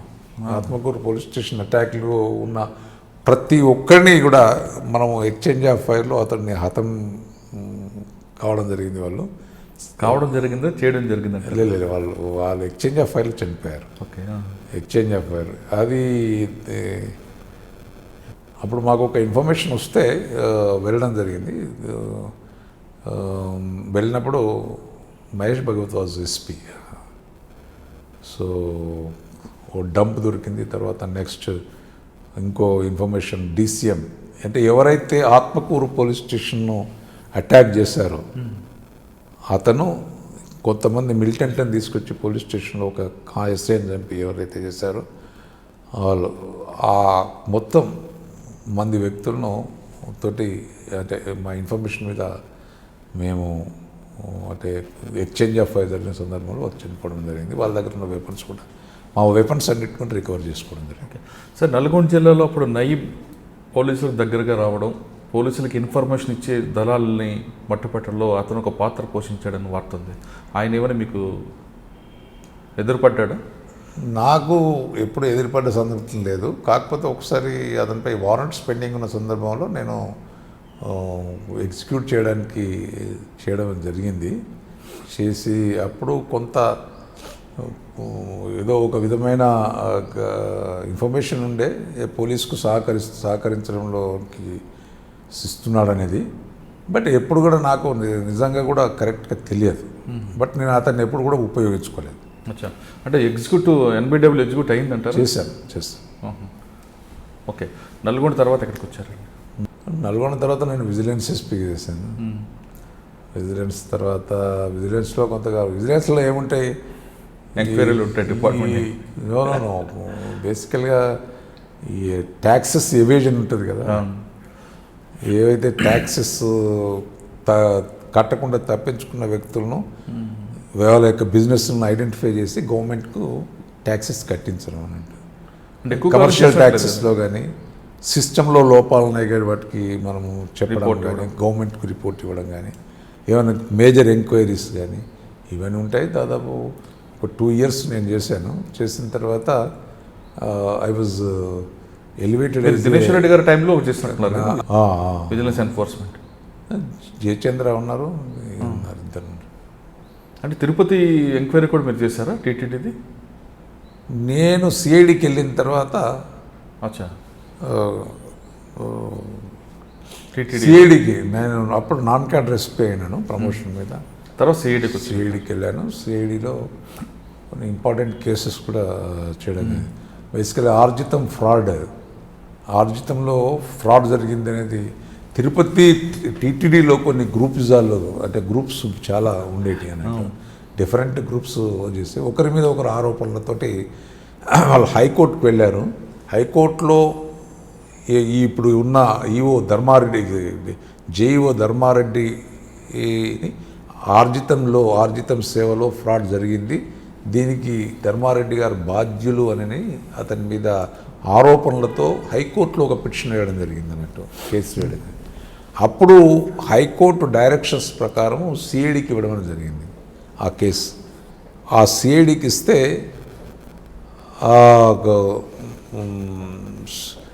ఆ సిఐడి అంటే అప్పుడున్న డీజీ గారు, సిఐడి డీజీ గారు శివనారాయణ గారు నాకు ఇంట్రెస్ట్ చేశారు. దాన్ని నేను ఇన్వెస్టిగేట్ చేశాను. దాదాపు ఒక 2 years ఇన్వెస్టిగేట్ చేసి ఫ్రాడ్ అనేది జరిగింది వాస్తవమే, కానీ ధర్మారెడ్డికి బాధ్యుడు కాదు అని కూడా నేను నిరూపించడం జరిగింది. ఓకే, దానిలో ఉన్న బాధ్యులైన కొంతమందిని మనం ఛార్జ్షీట్ వేయడం కూడా జరిగింది. ఓకే, కొంతమంది బోర్డు మెంబర్స్ ఉంటాయి, అవునా, కొంతమంది సివిలియన్స్ కూడా ఉంటాయి. అంటే సేవా టికెట్లు అమ్ముకోవడం అన్నట్టు. అదే మన చెన్నైలో జరిగిన స్కామ్ కదండి దీనికి? అన్నీ చెన్నైలో కాదు, ఇక్కడ కూడా ఏ ఆర్జితం సేవా టికెట్లు అంత ఇప్పటికీ జరుగుతుంది అది. అంటే ఏం లేదు, టికెట్ తీసుకుపోయి మీడియేటర్ బ్రోకర్ పోయి, అంటే ఇప్పుడు జరుగుతుందో లేదో తెలియదు కానీ ఏమో మారిందిలేండి, ఏమో మారిందో తెలియదు కానీ బ్రోకర్లు తీసుకెళ్ళి టికెట్ ఇప్పిస్తామని చెప్పి అడిషనల్గా అమౌంట్ తీసుకొని చేసేది. But then I think it's not the organised one. ఏదో అప్పుడున్న మెంబర్లు ఏదైనా ఇచ్చిర్రు అనుకోండి, లెటర్ ఇస్తే దాన్ని బయట తీసుకుపోయి అమ్ముకోవడము, అమ్ముకొని ఎక్కువ డబ్బులు సంపాదించినది ఆర్గనైజ్డ్ క్రైమ్ తీస్తున్నారు. అది అప్పుడు జైవుగా ఉన్న ధర్మాలు ఇప్పుడు కూడా జైవుగా ఉన్నారు కదా, వారికి ఏం సంబంధం లేదు. అచ్చా సార్, వాటితో పాటు ఇంకొక కేసు కనిపిస్తుంటుందండి, షాద్నగర్ ఎమ్మెల్యే కేసు. అందులోన అప్పుడు అతను బోర్డు మెంబర్ ఉండే అనుకుంటాను. అందులో కాదు, ఆయన మీద ఒక ఎలిగేషన్ వచ్చింది కదా షాద్నగర్. ఏమని? శంకర్రావు ఎమ్మెల్యే. ఇప్పుడు బోర్డు మెంబర్స్ కొందరు ఉండ్రి, మరి షాద్నగర్ ఎమ్మెల్యే ఉంటాను ఉండ్రి. అప్పుడు బోర్డు మెంబర్స్ ఉంటే వాళ్ళ మిస్యూజ్ జరిగింది టికెట్స్ మీద, అంటే ఫ్రాడ్, ఆర్జితం సేవలో ఫ్రాడ్ జరిగితే పెట్టింది. ఓకే, సూరి కేసులో భాను అనే వ్యక్తి దొరకట్లేదని చాలా కాలం ఒక వార్త ఉందండి. కానీ ఆ భాను అనే వ్యక్తి సెల్ ఫోన్ వాడలేదు, వాళ్ళ కుటుంబ సభ్యులతో కాంటాక్ట్ లేదు, వాళ్ళ ఫ్రెండ్స్తో కూడా ఎలాంటి సంబంధం లేకుండా భానుని సిఐడిలో మీరు ఏ విధంగా ట్రాక్ చేశారు? చాలా వింగ్స్ పనిచేశాయి. బేసికల్గా భాను సూర్యనారాయణ రెడ్డిని చంపి పరారిలో ఉన్నాడు, దొరకకుండా తిరుగుతున్నాడు అనే దాని మీద డిఫరెంట్ వింగ్స్, అంటే పోలీస్ డిపార్ట్మెంట్లోనే డిఫరెంట్ వింగ్స్ పనిచేయడం జరిగింది అన్నట్టు. సిసిఎస్ టాస్క్ ఫోర్స్ చాలా టాస్క్ ఫోర్స్ అనుకోండి, లైక్ ఇంటెలిజెన్స్ వింగే అనుకోండి, ఇన్ఫర్మేషన్ ప్రొక్యూర్ చేయడంలో. సేమ్ టైం సిఐడి రకరకాలుగా. నేను యాజ్ ఏ సిఐడి జిఓడబ్ల్యూఎస్పిగా ఈ హైదరాబాద్కు ఇన్ఛార్జ్ ఉండేవాడిని అండ్ రాయలసీమ ఇన్ఛార్జ్ ఉండేవాడిని. ఈవెన్ మహబూబ్ నగర్ కూడా ఇన్ఛార్జ్ చేశాను. ఇవన్నిటికీ ఈ ఏరియా అంతా కూడా నేనే ఇన్ఛార్జ్ ఎస్పీని ఉండండి, సిఐడి ఎస్పీగా. ఓకే. సో అప్పుడు దాని మీద ఒక టీమును కూడా పెట్టడం జరిగింది అన్నట్టు. అంటే ఇది బానును పట్టుకోవడంలో వాళ్ళు పోలీసులో ఉన్న డిఫరెంట్ వింగ్స్ ఎవరి కాంట్రిబ్యూషన్ వాళ్ళు ఉంది అన్నట్టు. ఒక విధంగా ఇంటెలిజెన్స్ వింగ్ అనుకోండి, టాస్క్ ఫోర్స్, అందరూ మనిషికో ప్రయత్నం చేశారు. ఆ ప్రయత్నంలో మనిషికో ప్రయత్నంలో సిఐడి ప్రయత్నంలో దాన్ని పట్టుకోగలిగామన్నట్టు. అంటే అసలు టెక్నాలజీ వాడని వ్యక్తిని ఏ విధంగా ట్రాక్ చేశారు? అంటే అప్పుడు టెక్నాలజీ ఉండే, అతడు అప్పుడు సెల్ ఫోన్స్ ఉన్నాయి కదా, సెల్ ఫోన్స్ ఎక్కడ వాడలేదు కదండి. అంటే బేసికల్గా ఆయన ఏం సెల్ ఫోన్ వాడుతున్నాడని ఎవరికి ఇన్ఫర్మేషన్ లేదు. అతన్ని మూమెంట్ని ట్రాక్ చేయడం, అతను ఒకసారి ఒకటి ఉంటుందంటే అతని ఫ్యామిలీ మెంబర్స్ కూడా కాంటాక్ట్లో లేడు. అతనికి సంబంధించిన వాళ్ళు ఎవరితోటి కాంటాక్ట్ లేకుండా, అది అప్పుడు మావోయిస్ట్ మూమెంట్లో ఇట్లే ఉంటుంది అండి. మావోయిస్టులు కూడా ఒకసారి ఒక సెల్ ఫోన్ వాడిందంటే ఇంకోసారి వాడరు. అదేవిధంగా ఇతను కూడా అదే టాక్టిక్స్లో ఒక్కరిని కాంటాక్ట్ ఏంటంటే మళ్ళీ ఇంకొకరికి ఆ విషయం తెలియదు. ఎక్కడికెక్కడికి ఇన్ఫర్మేషన్ కట్ చేసుకుంటూ మూమెంట్ చేశాడు. మూమెంట్ చేసుకున్న సందర్భంలో మనకు ఇన్ఫర్మేషన్, ఆయన కాంట్రాక్ట్ ఇన్ఫర్మేషన్ వచ్చినప్పుడు అట్లా ఆయన ఎవరి ఫోన్ నుంచి మాట్లాడుతుండో, ఎక్కడున్నాడో, ఎట్లుందంటే అట్లా ట్రాక్ చేస్తున్న సందర్భంలో ఆయన లొకేషన్ ఐడెంటిఫై చేయడం జరిగింది.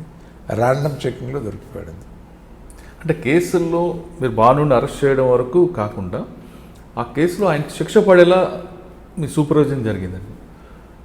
అంటే దానిలో మా దగ్గర ఇన్వెస్టిగేషన్ టీం ఉండే అండ్ బేసికల్గా మల్లారెడ్డి అని అప్పుడు నా దగ్గర డిఎస్పీ ఉండే, అప్పుడు ఓఎస్టీ సైబరాబాద్.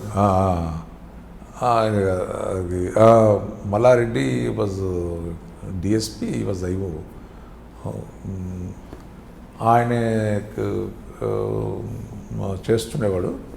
సో దానికి ఒక సెపరేట్ టీం ఉన్నది అన్నట్టు. కొంతమంది ఇన్స్పెక్టర్లు, కొంతమంది ఎస్ఐలు, ఇక అందరం ప్రతి ఇన్ఫర్మేషన్ కూడా రికార్డు పైకి తీసుకురావడం జరిగింది అన్నట్టు.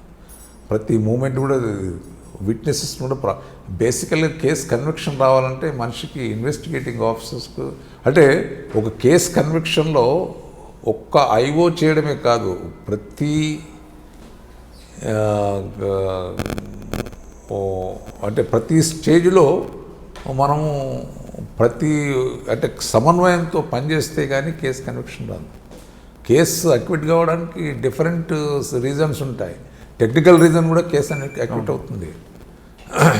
బట్ ఈ కేసు కన్విక్షన్లో విట్నెసెస్కు ప్రాపర్గా బ్రీఫ్ చేయడం కానీ, విట్నెసెస్ తోటి ప్రాపర్గా మనము చెప్పించడము, కోర్టులో జడ్జికి ఒక విధమైన నమ్మకం, అంటే వీళ్ళు ప్రాపర్ చేశారని ఒక విధమైన నమ్మకాన్ని క్రియేట్ చేయడము, మనము అండ్ సైంటిఫిక్ ఎవిడెన్స్ అంతా కూడా ప్రాపర్గా మనం చూపించడము, ఇదంతా కూడా ఐఓ కోఆర్డినేట్ చేస్తూ చేయగలగాలి. చేసినప్పుడే కన్విక్షన్. ఇందులో కూడా కొద్ది కమిట్మెంట్తో ఐఓ పనిచేశాడు, ఆయన టీం పనిచేసింది కాబట్టి వీ కుడ్ గెట్ కన్విక్షన్. అంటే ప్రతి కేసులో కూడా కన్విక్షన్ రావాలంటే ఈ ఫార్ములా సరిపోద్ది అంటారా? ప్రతి కేసులో కన్విక్షన్ రావాలంటే మనము ప్రతి స్టేజ్లో, అంటే ఇన్వెస్టిగేషన్ స్టేజ్లో ప్రాపర్గా ఎవిడెన్స్ కలెక్ట్ చేయడం, ఎవిడెన్స్ కలెక్ట్ చేసి మనము తర్వాత at the time of trial witnesses కూడా ప్రాపర్గా వాళ్ళకి నమ్మకం కల్పించడం అన్నట్టు. అంటే చాలామంది ఏం చేస్తారంటే టైమ్లీ విట్నెస్ని పట్టించుకోకుండా ఉండడం మూలాన వాడొచ్చి అప్పుడు జరిగింది ఏందో కూడా మర్చిపోతారు. కాబట్టి ఎట్ ద టైమ్ ఆఫ్ డిపోజిషను వాళ్ళకి సరిగ్గా అవగాహన ఉండదు. మనం ప్రాపర్గా కోర్టు కానిస్టేబుల్ ఎవరైతున్నారో అతనికి ప్రాపర్గా బ్రీఫ్ చేసి మనం కోర్టులో చెప్పించగలగాలి. ఆయన టైమ్లీ కోర్ట్ కానిస్టేబుల్ది రోల్ పెద్దగా ఉంటుంది. కోర్ట్ కానిస్టేబుల్ కూడా వీళ్ళందరితో కోఆర్డినేట్ చేయాలి. అప్పుడు ఏంటంటే ఇన్వెస్టిగేట్ చేసినప్పుడు ఒక ఆఫీసర్ ఉంటాడు, ఇన్వెస్టిగేషన్ అయిపోయిన తర్వాత చాలా రోజులు ట్రయల్ అవుతుంది అని డిఫరెంట్ ఆఫీసర్స్ వస్తారు.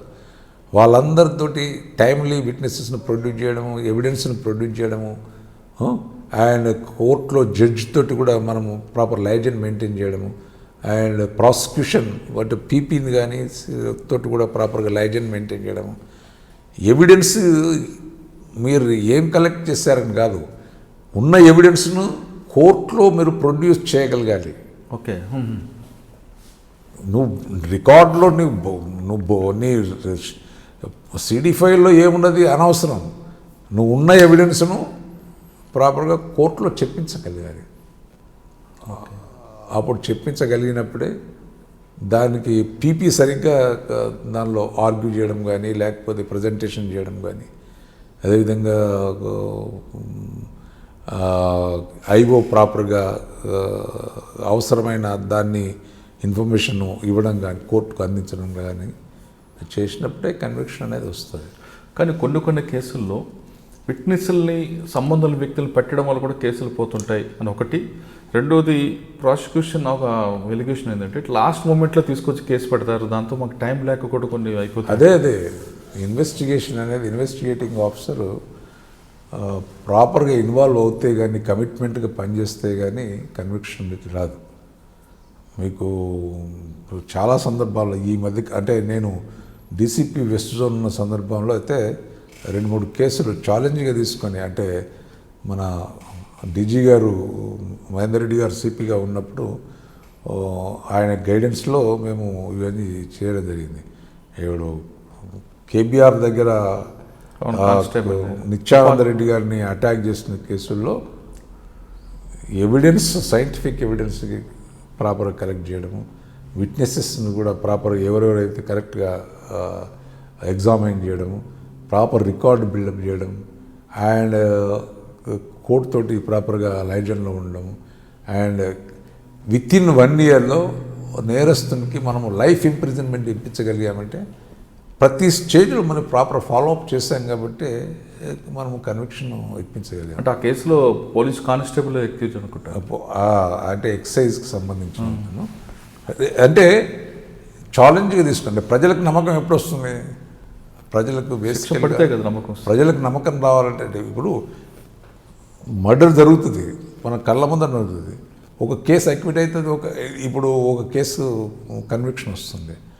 కేసు కన్విక్షన్ ఎప్పుడు వస్తుందంటే మనకు ఐఓ కానీ, అక్కడున్న కోర్ట్ కానిస్టేబుల్స్ కానీ, లేకపోతే అక్కడున్న ప్రస్తుతం ఉన్న అధికారి కానీ ప్రాపర్గా విట్నెసెస్ని ప్రొడ్యూస్ చేసి, ఎవిడెన్స్ని ప్రొడ్యూస్ చేసి కోర్టులో ప్రాపర్గా చెప్పి ప్రజెంటేషన్ ఇచ్చినప్పుడే కేసు కన్విక్షన్ వస్తుంది. మరి కొన్ని కేసులు మరి మర్డర్ జరగలేదంటే జరిగింది, ఇన్సిడెంట్ జరగలేదంటే జరిగింది, కానీ కేసు కాదు, ఏదో స్మాల్ రీజన్, పెట్టి రీజన్స్ తోటి కూడా కేసెస్ అక్విట్ అవుతాయి అన్నట్టు. సో ప్రతి స్టేజ్లో ఇన్వాల్వ్ అవుతూ ఐఓ చేయగలిగినప్పుడే కేసెస్ కన్విక్షన్ వస్తాయన్నట్టు. ఓకే. మీ సిఐడిలో ఇంకో కేసు కూడా ఉంది, ఉమేష్ కుమార్ గారి కేసు కూడా మీరే చేసినట్లున్నారు కదా? అది నేను చేయలేదు, అది మీరు చేయించారు, అది అవసరం లేదు సార్. ఓకే. తర్వాత సిఐడి తర్వాత దగ్గరికి వచ్చారు. నేను అప్పుడే అంటే నాకు 2010లోనే ఐపీఎస్ కన్ఫర్ అయింది. తర్వాత ఐ వాజ్ పోస్టెడ్ అయితే ఎస్పీ వరంగల్ అర్బన్. ఫస్ట్ ఎస్ఐగా ఉన్నప్పుడు వరంగల్కి, ఎస్పీగా వెళ్ళిన వరంగల్కి చాలా తేడా వచ్చి ఉంటుందండి. చాలా తేడా అంటే ఉంటుంది, బట్ అంటే ఆ ఫీలింగ్ ఎలా ఉంది? మనం అక్కడే చేసాము, అక్కడే మన సర్వీస్ బిగిన్ అయింది, అక్కడికే ఎస్పీగా వెళ్ళదు అంటే ఒక విధమైన ఆనందం ఉంటుంది. పబ్లిక్ కూడా బాగా కోఆపరేటివ్ ఉండేవారు. అక్కడ కొద్దిగా మనం సోషల్గా కొన్ని సోషల్ యాక్టివిటీస్ బాగానే చేసేవారు, ఇన్వాల్వ్ అయ్యారు. ఇంపార్టెంట్ కేసెస్ కూడా ఏముండండి వరంగల్ ఎస్పీగా ఇంపార్టెంట్ నాకు అంటే ఒక సంఘటనలో ప్రత్యేకంగా ఈ జేఈ ఎగ్జామ్స్ మీకు ఐడియా ఉన్నది. 2012లో స్టార్ట్ అయింది అనుకుంటా, 12-13లో వరంగల్ సెంటర్ అనేది మొదటిసారి వచ్చింది అక్కడ నిట్లో పెట్టు. అయితే అంతకుముందు నేను 2013లో నేను అక్కడ ఎస్పీగా ఉన్నప్పుడు ఆ ఎగ్జామ్స్ కండక్ట్ చేయాలి అనేది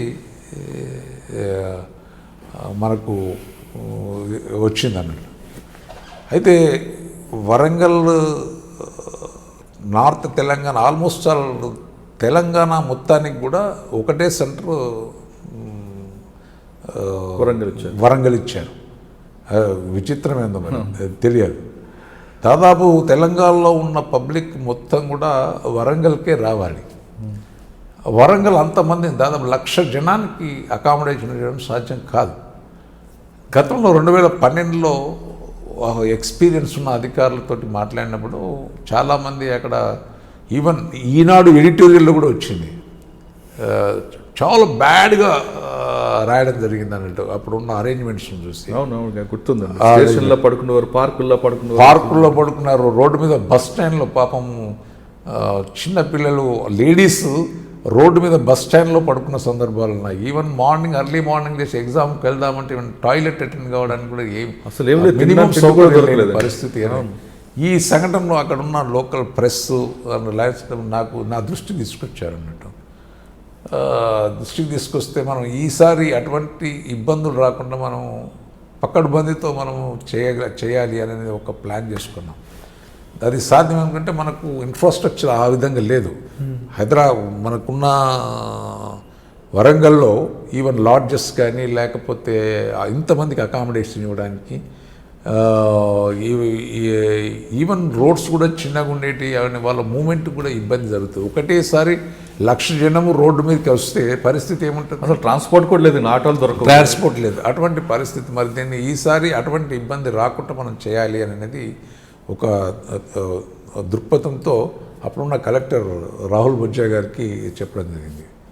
రాహుల్ బొజ్జా గారు కూడా నేను సహకరిస్తాను, మీరు ఎట్లా చేసేద్దామని అన్నారు. అప్పుడు నేను అక్కడున్న అంటే ఈ లయన్స్ క్లబ్ వాళ్ళను అండ్ అదర్ సోషల్ వర్కర్స్ను వాళ్ళందరి కోఆపరేషను తీసుకొని చాలా చక్కగా కండక్ట్ చేయగలిగాం అన్నట్టు. దాదాపు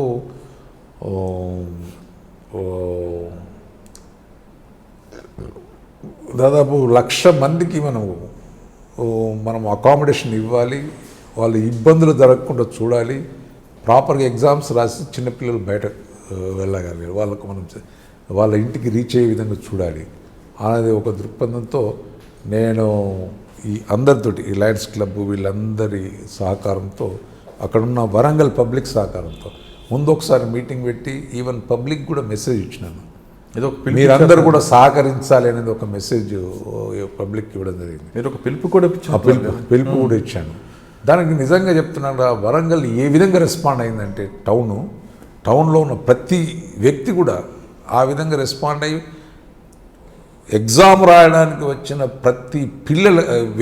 ప్రతి పిల్లలకు కూడా వాళ్ళ సొంత ఇంట్లో అకామిడేషన్ ఫుడ్ అరేంజ్ చేస్తారు. It's a great moment.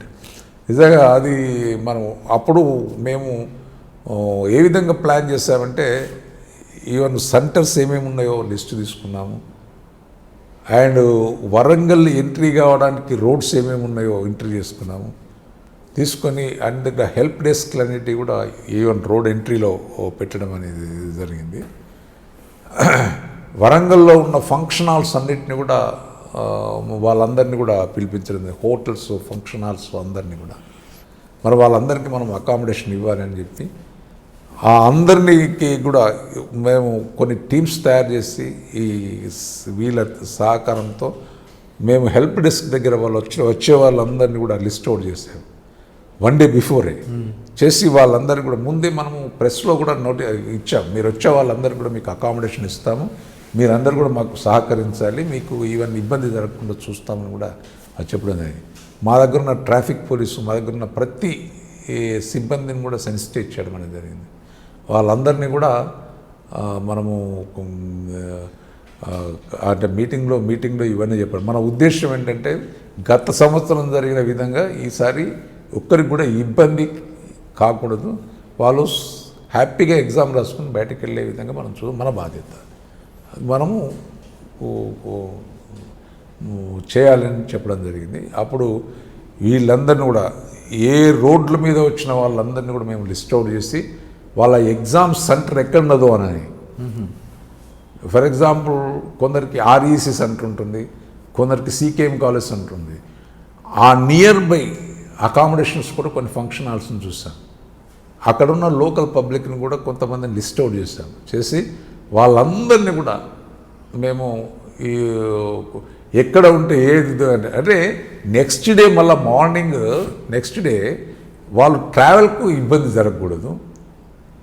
Travel చేసేదానికి పోతూ ఎగ్జామ్ సెంటర్కి వెళ్తే మళ్ళీ మధ్యలో హెల్డప్ కాకూడదు. ఎందుకంటే రోడ్లు చిన్నవి, అందరూ రోడ్డు మీదకి వచ్చారు అనుకోండి.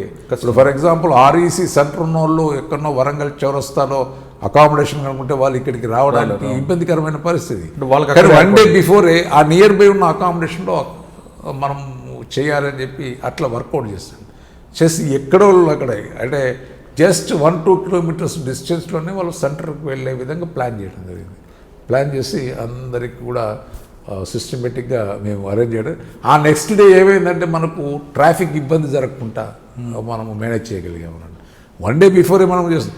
ఎందుకంటే ఎగ్జామ్కు 1 నిమిషం లేట్ వచ్చినా టైం స్పాయిల్ అవుతుంది కాబట్టి ఆ విధంగా ప్లాన్ చేస్తాం. కాబట్టి సిస్టమేటిక్గా నెక్స్ట్ డే వాళ్ళందరూ ఎగ్జామ్స్ రాసి పోతున్న సందర్భాలు వాళ్ళు హ్యాపీగా వాళ్ళు మెసేజ్లు ఇవ్వడము, ఫోన్ చేయడము, ఈవెన్ టాటా చెప్పుకుంటూ పోతున్న సందర్భాలు హ్యాపీ మూమెంట్. అంటే ఒక యజ్ఞంలాగా చేశారు అది. Next day even Eenadu editorial రాశారు.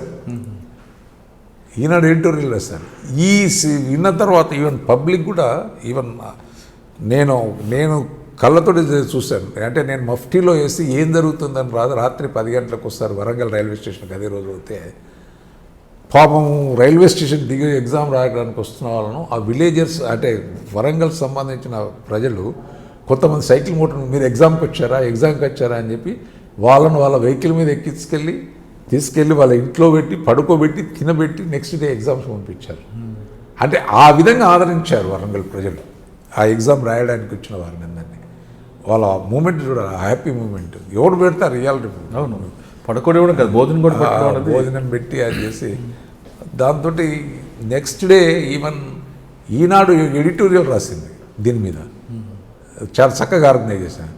నెక్స్ట్ మూమెంట్ అప్పుడు నెక్స్ట్ ఇమీడియట్గా ఎలక్షన్స్ వచ్చాయి. దానిలో Ramakant Reddy was election commissioner. ఆయన మీటింగ్లో మనం ఎలక్షన్స్ ఏ విధంగా చేయాలి అని అంటే గతంలో ఎగ్జామ్ గురించి వచ్చిన ప్రజలకు ఏ విధంగానైతే అరేంజ్మెంట్ చేశారు. అప్పుడున్న ఎస్పీ ఉన్నాడు, ఎంత అక్కడున్న లోకల్ ప్రజలు ఆయనకు చెప్తే ఆయన విని ఆ విధంగానే సేమ్ ఫార్ములా వాళ్ళకు అంటే ఆ విధంగా చెప్పడం అనేది జరిగింది. అట్లా చేయాలని ఒక ఉదాహరణ తీసుకొని చెప్పడం జరిగిందంట. సో సార్ వరంగల్లో ఇంకా మీకు గుర్తుండిపోయే ఘటనలు ఉన్నాయి? ఒకటి సంఘటనలు జరిగాయి. అంటే అక్కడ రౌడీజం అటువంటివి ఏ విధంగా? రౌడీజం బాగుండేది. రౌడీజం కంట్రోల్ బాగానే చేశాను. వరంగల్ మొదటి నుంచి కూడా రౌడీలకు అంటే మావోయిజం తగ్గగానే రౌడీజం పెరిగింది. గతంలో రౌడీలే మళ్ళీ మావోయిస్టులు అయినారు, మళ్ళీ మావోయిస్టు తగ్గగానే రౌడీజం పెరిగింది. మరి దాన్ని అంటే మీరున్న టైంతో అరచగలిగాను. అంటే మీరున్న టైంలో ఎంతమంది మీద రౌడీ షీట్లు తెచ్చుంటారు? చాలామందిని తెరిచాము. అప్పుడు ఇంకా కొన్ని సంఘటనలు అంటే కాదు కానీ అప్పుడు రౌడీలు కూడా ఉండేది, యాంటీ సోషల్. లేకపోతే అప్పుడు కొద్దిగా ఉద్యమం కూడా నడుస్తుంటే తెలంగాణ ఉద్యమము. అప్పుడు కూడా కొద్దిగా వైలెన్స్ జరగకుండా వాళ్ళని కూడా మనము అంటే ఉద్యమం చేయొచ్చు, బట్ ఇది ఏది ఇన్సిడెంట్ జరగకుండా మనం సార్ వరంగల్ తర్వాత వెస్ట్ జోన్ అనుకుంటాను. వరంగల్ తర్వాత వెస్ట్ జోన్. ఇక్కడ మీ వెస్ట్ జోన్లో ఇది ఒక వెస్ట్ జోన్ అనేది this is the mini Bharat. అంటే రాష్ట్రం అంటే డిఫరెంట్ 3-4 జోన్లు ఉంటేనే 4 ప్రాంతాల్లో దేశంలో ఉన్న వివిధ ప్రాంతాల నుంచి వచ్చిన వాళ్ళు ఉంటారు. ఒకవైపు గోషామహల్ డివిజన్లో రాజస్థాన్, మధ్యప్రదేశ్, గుజరాత్ ఎక్కడెక్కడ నుంచో వచ్చిన జనం. అంటే వాళ్ళ different traditions, different customs. Similarly Asif Nagar division అది Hyderabad Muslim culture, Hyderabad culture, Telangana Hyderabad Nizam culture. అది వాళ్ళకి different traditions, different customs, different festivals ఇవన్నీ. అంటే వీళ్ళందరి ట్రెడిషన్స్, కస్టమ్స్ను మనం గౌరవించాలి, లేకుంటే లా అండ్ ఆర్డర్ ప్రాబ్లం వస్తుంది. అది ఇక్కడిది ఎక్కడిది అన్ని మ్యాచ్ అయినాయి అనుకోని వాటిని అది ఇబ్బంది జరగకుండా అంటే మనం చూడాల్సిన బాధ్యత. ఇవ్వదు బంజారా హిల్స్ అది ఒక విధమైన రకమైన పాష్ లొకాలిటీ, ఎక్కడి నుంచి ఎక్కడెక్కడి నుంచో వచ్చిన ప్రజలు ఉంటారు. సో పంజగుట్ట నీకు ఎస్ఆర్ నగర్ ప్రాంతం అంతా కూడా ఆంధ్ర ప్రాంతం నుంచి వచ్చి కృష్ణా డిస్ట్రిక్ట్ ఎక్కడి నుంచి వచ్చిన జనాలు ఎక్కువ ఉంటారు. అది డిఫరెంట్ కల్చర్. అంటే మనము అన్ని ప్రాంతాలను సమదృష్టితో చూస్తూ వాళ్ళ యొక్క ట్రెడిషన్స్ను, కస్టమ్స్ను మనము గౌరవిస్తూ ఎటువంటి అవాంఛనీయ సంఘటన జరగకుండా మనం చూసుకోవాల్సిన బాధ్యత మన మీద ఉందన్నాడు. దానికి గాను అంటే ఒక్కొక్కసారి ఒకే టైంలో డిఫరెంట్ పొజిషన్స్ రావడము, ఒకే టైంలో డిఫరెంట్ ఫెస్టివల్స్ రావడము వచ్చినప్పుడు మనము వీళ్ళకు ఇబ్బంది జరగకుండా, వాళ్ళకి ఇబ్బంది జరగకుండా సమన్వయంతో ఉంచగలగాలి. అంటే వాళ్ళను మనం ప్రాపర్గా చేయగలి. అటువంటి దాదాపు నేను 3.5 సంవత్సరాలు చేశాను. మీరు చెప్తున్న లాంగెస్ట్ పీరియడ్ 3.5 సంవత్సరాల్లో మీరు చెప్తున్న ఫార్ములా ప్రకారం వెళ్ళారా? ఎక్కడైనా మిస్టేక్ జరిగిందా? ఏమైనా సరే ఎందుకు చేయలేకపోయామా అని 3.5 సంవత్సరాల్లో? కొన్ని ఇన్సిడెంట్స్ అనేవి జరుగుతాయి, కొన్ని యాక్సిడెంటల్ కూడా జరుగుతాయి. గుర్తుండిపోయే ఘటన అనవసరంగా మనం రాంగ్ స్టెప్ తీసుకోవడం వల్ల జరిగింది అన్నది మీరేమో? I don't think. అంటే అప్పుడు మనకు అటువంటి సందర్భాలు అనేది రాలేదు. బట్ ఒకటి కస్టోడియల్ డెత్ జరిగింది ఆసిఫ్ నగర్ ఏరియాలో. బట్ అది ఆ రోజు నేను లేను. బట్ సమో కొద్దిగా ప్రాపర్గా మనము హ్యాండిల్ చేయలేకపోవడం వలన మా కింది లెవెల్ ఆఫీసర్స్ జరిగింది. తర్వాత సమో మనకున్న అంటే పోలీస్ పే ఉన్న మంచి ఇమేజ్తో వి కుడ్ కమ్అవుట్. ఇంకా మీకు గుర్తుండిపోయే ఘటనలు ఏమున్నాడు వెస్ట్ జోన్లో ఇంపార్టెంట్ అప్పుడు ఛాలెంజ్గా అంటే బేసికల్గా క్రైమ్ను ప్రివెంట్ చేయడము, క్రైమ్ను తగ్గించాలి. అంటే lot of changes have come. ముఖ్యంగా అప్పుడు డిఫరెంట్ పోలీసు టెక్నాలజీ ఎక్కువ. మహేందర్ రెడ్డి గారు సిపిగా ఉన్నప్పుడు మనము హైదరాబాద్లో అప్పుడే స్టార్ట్ చేసాం టెక్నాలజీ వినియోగించడం, సీసీ కెమెరాలు ఏర్పాటు చేయడం. దాంతో క్రైమ్ను మనం అంటే ఈవెన్ పోలీస్ స్టేషన్లో గ్రౌండ్ లెవెల్ ఆఫీసర్ నుంచి కూడా వాళ్ళ ప్రవర్తనలో మార్పు తీసుకురావడానికి చాలా ప్రయత్నం అనేది జరిగింది. అధికారులు, సీనియర్ అధికారులు అందరు కూడా కృషి చేయడం అనేది జరిగింది. కృషి చేసి చాలా మార్పు తీసుకొచ్చారు. బేసికల్గా గ్రౌండ్ లెవెల్ ఆఫీసర్స్ ఈవెన్ వాళ్ళ క్లాసెస్ కండక్ట్ చేయడం. ఇష్యూస్ అనేవి ఎట్లా వస్తాయి అంటే మనం చేసే మన ప్రవర్తన మీదనే ప్రజల యొక్క రెస్పాన్స్ ఉంటుంది. ప్రజలే దేవుడు. ఇప్పుడు వాళ్ళు ఇచ్చే ట్యాక్సెస్ తోటి మనము సాలరీస్ మన ఉద్యోగాలు ఉన్నాయి, మనకు శాలరీస్ వస్తున్నాయి. కాబట్టి వాళ్ళని గౌరవించవలసిన బాధ్యత మనది అనేది ఒక అంటే అది వాళ్ళ మైండ్లో తీసుకురావడం జరిగింది అన్నట్టు. అందుకని వాళ్ళకి రెగ్యులర్గా క్లాసెస్. దాంతో ఏంటంటే మన ప్రవర్తనలో మార్పు వచ్చింది. సబ్సిక్వెంట్గా గ్రౌండ్ లెవెల్ ఆఫీసర్ల ప్రవర్తనలో మార్పు రావడం, ప్రజల్లో కూడా కొంత మనం మార్పును చూడగలిగాం. అది ఇంప్లిమెంట్ అయిందంటారు గ్రౌండ్ లెవెల్ ఆఫీసర్లు అండి? అయింది. ఎందుకంటే అంటే మీరు చెప్తున్నట్లుగా ఎస్ఐ నుంచి అయి ఉండొచ్చాం, కానీ కానిస్టేబుల్ లెవెల్లో అది కానిస్టేబుల్ అయింది. అంటే ఒకవేళ అటువంటి ప్రవర్తనలో మార్పు చేసుకునే వాళ్ళను పనిష్మెంట్ ఇవ్వడం జరిగింది. బేసికల్గా వాళ్ళని పోలీస్ స్టేషన్ నుంచి అటాచ్ చేయడం, హెడ్ క్వార్టర్ అటాచ్ చేయడం అనేది చేయడం వలన. సార్ మీరు వెస్ట్ జోన్లో మీరు చెప్తున్న బంజారా హిల్స్, జూబ్లీ హిల్స్ ఈ ప్రాంతంలో ఇటు కంప్లైంట్ ఇన్ఫ్లుయెన్స్ ఉంటాడు, అటు అక్యూజ్డ్ ఇన్ఫ్లుయెన్స్ ఉంటాడు. ఈ రెండింటిని మీరు ఎలా బ్యారేజ్ చేసుకున్నారు? ఎందుకంటే సమస్య ఏంటి అనేది మనం ముందు అర్థం చేసుకోగలిగితే డెఫినెట్గా ఇన్ఫ్లుయెన్స్ ఎవరున్నా మనం సమస్యను బట్టి రియాక్ట్ కావాలి, ఇష్యూని బట్టి రియాక్ట్ కావాలి. కానీ ఇన్ఫ్లుయెన్స్ ఇప్పుడు ఫర్ ఎగ్జాంపుల్ మనదే మనం సమస్యను పెద్దగా చేస్తాం. తప్పు ఉన్నోనికి మనం సపోర్ట్ ఎప్పుడు చేస్తామో అప్పుడు ఇష్యూ ఇంకా పెద్దగా అవుతుంది. తప్పు ఉన్నది తప్పు అనేది కనుక మనం చెప్పగలిగినప్పుడు డెఫినెట్గా మనం చెప్తే వింటాడు. ఓకే, తప్పు కావచ్చు, కానీ దాన్ని మనం ఏ విధంగా దాన్ని సెట్ చేసుకోవాలి, ఆయనకున్న ఇష్యూ ఏంటి, దాన్ని అడ్జస్ట్ చేస్తూ ఇద్దరిని కాంప్రమైజ్ చేయించడానికి అవకాశం ఉంటుంది.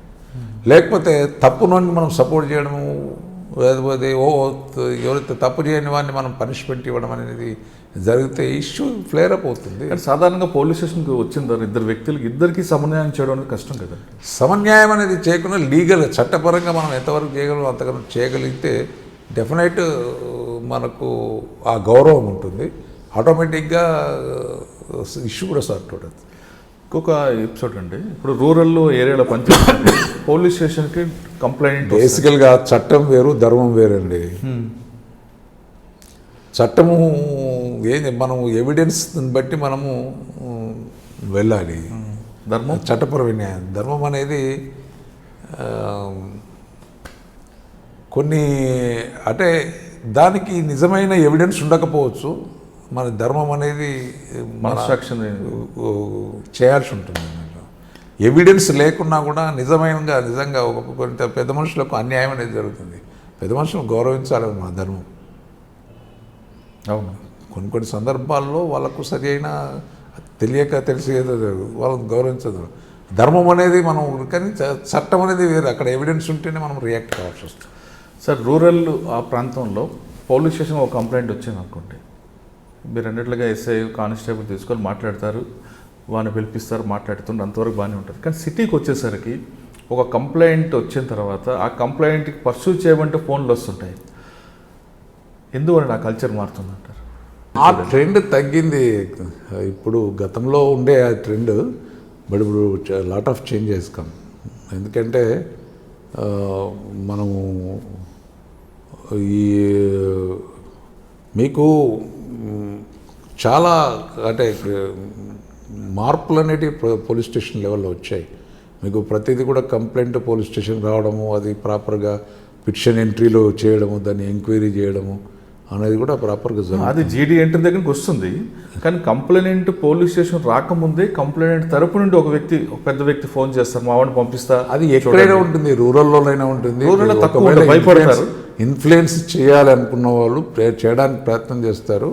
ఎవరైతే మనము కన్సర్న్డ్ ఎంక్వైరీ ఆఫీసర్ ప్రాపర్గా ఎంక్వైరీ కనుక చేసేటట్టయితే మనము 1-2 సార్లు మనము ఆ అవకాశం ఇస్తే డెఫినెట్గా వాళ్ళు చేస్తారు.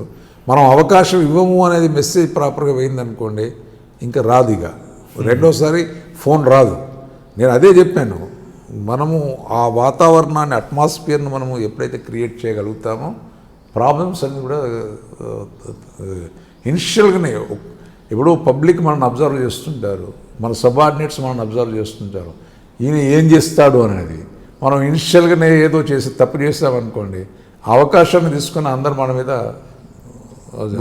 నువ్వు ఇనిషియల్గా నేను కనుక నువ్వు కొద్దిగా ప్రాపర్గా చేసిస్తే అంటే సార్ దగ్గరికి పోవడం కొద్దిగా ఇబ్బంది, మనకు చెప్పడం అనేది ఈ పైరవీలు వీరు నడివ అనే ఒక విధమైన మెసేజ్ పోతుంది. సో ఇనిషియల్గా నీ యాక్షన్ అనేది ఎట్లుంటుందో దాని మీదనే నీ ఫ్యూచర్ అనేది డెవలప్ అయి ఉంటుంది, అంటే డిపెండ్ అయి ఉంటుంది. అవును. తర్వాత మీరు మాదాపూర్ వచ్చినట్లన్నారు, అంత సాఫ్ట్వేర్ చీటింగ్లు, సైబర్ క్రైమ్ ఇవన్నీ ఉంటాయండి. వాటిలో మీకు బాగా గుర్తుండిపోయింది కరక్కాయ కేసు అనుకుంటా, కుకట్పల్లి. అంటే ఈ ఓకే, డిఫరెంట్ టైప్స్ అది ఇవన్నీ కూడా అంటే కల్చర్ వేరు కదండి, పబ్లిక్ కల్చర్ కూడా. అంటే పరిస్థితి ఎట్లా మారుతుందంటే రకరకాలుగా ఇప్పుడు సైబర్ క్రైమ్ అనేది ఎక్కువ పెరిగిపోయింది. అంటే టెక్నాలజీ పెరుగుతున్న కొద్దీ దాన్ని అవకాశంగా తీసుకొని క్రిమినల్స్ డిఫరెంట్గా, ఇంత గతంలో మర్డర్స్ లేకపోతే బాడీలీ అఫెన్సెస్ అవి డిఫరెంట్ ఉండేవి. బట్ ఇప్పుడు అంతా కూడా సైబర్ క్రైమ్సే ఎక్కువ పెరిగిందండి. ఫ్రాడ్స్ అన్నీ కూడా సైబర్ క్రైమ్నే ఎక్కువ జరుగుతూ ఉన్నాయి. మనము ఆ technology whether boon or bane అని అంటే scientific achievement whether boon or bane అంటే తెలుగులో ఏమంటారంటే శాస్త్రీయ అభివృద్ధి వినాశనానిక అభివృద్ధి కానీ దానికి అన్నప్పుడు రెండింటికి దాన్ని చేసుకోవచ్చు అన్నట్టు. మంచి చేసుకోవడానికి అవకాశం ఉంటుంది, చెడు. సో దాన్ని ప్రాపర్గా మనము క్లోజ్గా మానిటరింగ్ కనుక చేయగలిగితే డెఫినెట్లీ వీ కెన్ ప్రివెంట్. కానీ మాదాపూర్లో మీకు ఉన్నప్పుడు ఒకవైపు బందోబస్తు ఉంటుంది, ఒక మరోవైపు సైబర్ క్రైమ్, ఇంకోటి సాఫ్ట్వేర్ ఎంప్లాయీలు చీటింగ్ ఉంటాయి ఉద్యోగాలు అంటే. బట్ మనం అనుకున్నంత అక్కడ డిఫరెంట్ సైబర్ క్రైమే ఎక్కువ ఉంటుంది. మాదాపూర్ అనేది ఇక్కడ దిస్ ద మినీ భారత్. ఇక్కడ డిఫరెంట్ రాష్ట్రాలకు సంబంధించిన దేశాలకు సంబంధించిన ప్రజలు ఇక్కడ ఉంటారు. ఇక్కడ ఇష్యూస్ అనేటివి ఉంటాయి. ఓన్లీ ఇష్యూస్ ఏంటంటే సైబర్ క్రైమ్కి అవకాశం ఉంటుంది తప్ప మిగతా ఇష్యూస్ ట్రాఫిక్ ప్రాబ్లమ్స్ ఉంటాయి. అండ్ ట్రాఫిక్ అయితే యాక్సిడెంట్స్, ల్యాండ్ ప్రాబ్లమ్స్ ఉంటాయి. అండ్ ప్రత్యేకంగా కూకట్పల్లి ఆ ఏరియాలో ఉన్న కొంత చిన్న ఫ్రాడ్స్ ఉంటాయి. ఈ బాడీలీ అఫెన్సెస్ కూడా తక్కువనే ఉంటాయి. సార్ మాదాపూర్ తర్వాత మీరు జాయింట్ సిపి అంటే నేను చాలా తక్కువ పీరియడ్ చేశాను జాయింట్ కమిషనర్గా. నా రిటైర్మెంట్ ముందు ఐ వాజ్ ఇన్ఛార్జ్, అంటే joint commissioner Cyberabad, incharge of Madhapur zone. ఈ మొత్తం టోటల్ మీ సర్వీస్లో మీ బాగా నచ్చిన రోల్ మోడల్ ఆఫీసర్ ఎవరండి? ఉమేష్ చంద్ర గారు కాకుండా చాలామంది ఉన్నారు. పోలీస్ డిపార్ట్మెంట్లో చాలామంది అధికారులు చాలా కష్టపడి పనిచేసిన ఆఫీసర్స్ ఉన్నారు. కొంతమంది మంచివారు ఉన్నారు, కొంతమంది దాన్ని ప్రత్యేకంగా ఒకరు అదే. సరే, మంచి చెడు అనేది మీరు అన్నట్లుగా మనుషుల ఒక ప్రవర్తన బట్టి ఉంటుంది అంటారు. సరే, మంచివారి పేరు చెప్పొద్దు, చెడువారి పేరు చెప్పొద్దు. మీకైతే కొంతమంది లైక్ ఉన్నారు, కొంతమంది అన్లైక్ ఉన్నారు. అదేవిధంగా మీ కింద పనిచేసిన ఆఫీసర్లో మంచి వర్క్ చేసిన ఆఫీసర్లు ఎవరు ఉన్నారా? చాలామంది ఆఫీసర్. ఇప్పుడు మనం ఒక్కరిని ఐడెంటిఫై చేసి ఒకరిని చెప్పి అంటే ఒక్కొక్క వ్యక్తిలో ఒక్కొక్క. బట్ నా దగ్గర పనిచేసిన అధికారులు కానీ నేను పనిచేసిన అధికారులు చాలామంది మంచి ఆఫీసర్ల దగ్గర పనిచేశాను. ఓకే సార్, ఫైనల్ క్వశ్చన్ అండి. డిపార్ట్మెంట్లో ఎస్ఐగా వచ్చి ఈ స్థాయికి వచ్చిన వెంకటేశ్వర గారు, మీలాగే డిపార్ట్మెంట్లోకి ఎవరెవరు రావాలనుకుంటున్నారో వాళ్ళకి మీరు ఇచ్చే మెసేజ్ ఏంటి? ఆల్రెడీ డిపార్ట్మెంట్లో ఉన్న వాళ్ళకి మంచి పేరు తెచ్చుకోవాలంటే ఏం చెప్పబోతున్నారు? ఇంకొక ఇంపార్టెంట్ ఏంటంటే కన్వర్షన్ రేటు పెంచడం ఒకటి, రెండు పోలీస్కి పబ్లిక్కి మధ్యన ఒక డెఫిసిటీ అలాగే పెరుగుతుంది. ఇది దానికి కారణం ఏమంటారో? పెరగకుండా ఉండాలంటే ఏం చేయాలి? బేసికల్గా మనం కమిట్మెంట్తో ఎప్పుడైతే ఉద్యోగం చేస్తామో అంటే అప్పుడే మనం అనుకున్నది సాధించడానికి అవకాశం ఉంటుంది. ప్రతి వ్యక్తి కూడా ప్రతి కేసులో కూడా వ్యక్తులు అంటే ప్రజలు ఏమనుకుంటారంటే ఏదైనా సంఘటన జరిగిందంటే ఏ సంఘటన ఎవరైతే బాధ్యులు ఉన్నారో వారికి శిక్ష అనేది రావాలి అనేది ప్రజలు కోరుకుంటారు. మరి అది శిక్ష పడాలి అని అంటే దానికి మనము డిఫరెంట్ స్టేజ్లో, అంటే ఇనిషియల్ స్టేజ్లో, క్రైమ్ స్టేజ్లో, ఇన్వెస్టిగేషన్ స్టేజ్లో ప్రాపర్ ఎవిడెన్స్ కలెక్ట్ చేయడము, తర్వాత ట్రయల్ స్టేజ్కి వచ్చే వరకు ప్రాపర్గా దాన్ని కలెక్ట్ చేసిన ఎవిడెన్స్ను ప్రాపర్ ప్రజెంట్ చేయడము. ఈ కమిటెడ్గా కనుక మనం పనిచేసినప్పుడు అది కన్విక్షన్ రావడానికి అవకాశం ఉంటుంది. ప్రజలు ఏమనుకుంటారు, మర్డర్ జరిగింది, మర్డర్ చేసిన వాడు బయటకే వట్టినే వెళ్ళిపోయాడు అనేది ఒక విధమైన ఆయననే ఒక అపోహలు ఉంటాయి అన్నట్టు, వెళ్ళిపోతున్నారు అని ఒక భావన ప్రజల్లో వస్తుంది. మనం ఏదైతే తప్పు చేసిన వానికి శిక్ష కనుక ఎప్పుడైతే వస్తుందో అప్పుడే ప్రజలకు పోలీస్ పట్ల కానీ వ్యవస్థ పట్ల కానీ ఒక విధమైన సదభిప్రాయం రావడానికి, గౌరవం కూడా ఏర్పడడానికి అవకాశం ఉంటుంది. మరి ఈ లాంగ్ ప్రాసెస్లో అధికారులు కమిటెడ్గా పనిచేస్తేనే మనకు మంచి పేరు వస్తుంది. అదే కాకుండా సమాజానికి కూడా మంచి జరగడానికి అవకాశం ఉంటుంది. కరెక్ట్. మీరు అన్నింటిలో ఒక మర్డర్ జరిగినప్పుడు ఐఓ ఒక దశలో వచ్చేసరికి ఆయన ట్రాన్స్ఫర్ అవుతారు, ఇంకొక నెక్స్ట్ ఆఫీసర్ వస్తారు, కానీ అక్కడ లింక్ తెగిపోతుంటుంది. ఇది పోలీస్ అనే ఈ వ్యవస్థలో ఏమంటే ప్రతి స్టేజ్లో డిఫరెంట్ అధికారులు వస్తారు, డిఫరెంట్ ప్రతి స్టేజ్లో ప్రతి వ్యక్తి కూడా కమిటెడ్గా మనం పనిచేసినప్పుడే వ్యవస్థకు మంచి పేరు రావడానికి అవకాశం. అందు గురించి డిఫరెంట్ స్టేజ్లో ఇప్పుడు ఇన్వెస్టిగేషన్ స్టేజ్లో ఉన్న అధికారులు ప్రాపర్గా ఎవిడెన్స్ కలెక్ట్ చేయడము, ట్రయల్ స్టేజ్కి వచ్చేసరికి ప్రాపర్గా విట్నెసెస్ను బ్రీఫింగ్ ఇవ్వడము, కోర్టులో ప్రొడ్యూస్ చేయడము, తర్వాత ప్రజెంట్ చేయడం, ఇవన్నీ మనం చేసినప్పుడే ఫైనల్గా కేసు కన్విక్షన్ అనేది ఉంటుంది.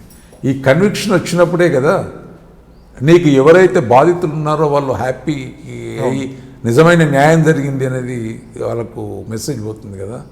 ఆయన చేసే అఫెన్స్ చేసే వారికి కూడా ఒక రకమైన మెసేజ్ పోతుంది. మనం నేరం చేస్తే శిక్ష అనేది పడుతుంది అనేది ఒక భయం అనేది వస్తుంది. ఇవన్నీ కనుక వచ్చినప్పుడే వ్యవస్థ సమాజం బాగుపడడానికి అవకాశం ఉంటుంది, సమాజంలో శాంతి రావడానికి అనేది అవకాశం. కింద స్థాయి నుంచి సూపర్వైజన్ ఆఫీస్ వరకు మీరు ఎదిగారు. కింద స్థాయిలో సిబ్బంది కష్టాలు, నష్టాలు, లాభాలు అన్నీ కూడా మీకు తెలుసు. అన్నీ దగ్గరని చూసి వచ్చిన వ్యక్తి. ఇంకా డిపార్ట్మెంట్లో ఇప్పుడున్న పరిస్థితుల్లో వాళ్ళకి ఇంకా మోరల్ సపోర్ట్ వచ్చి వాళ్ళు ఇంకా పోలీసు ఉద్యోగం చేయాలి, కసిగా చేయాలంటే ప్రభుత్వం వైపు నుంచి ఎలాంటి చర్యలు చేపట్టారు?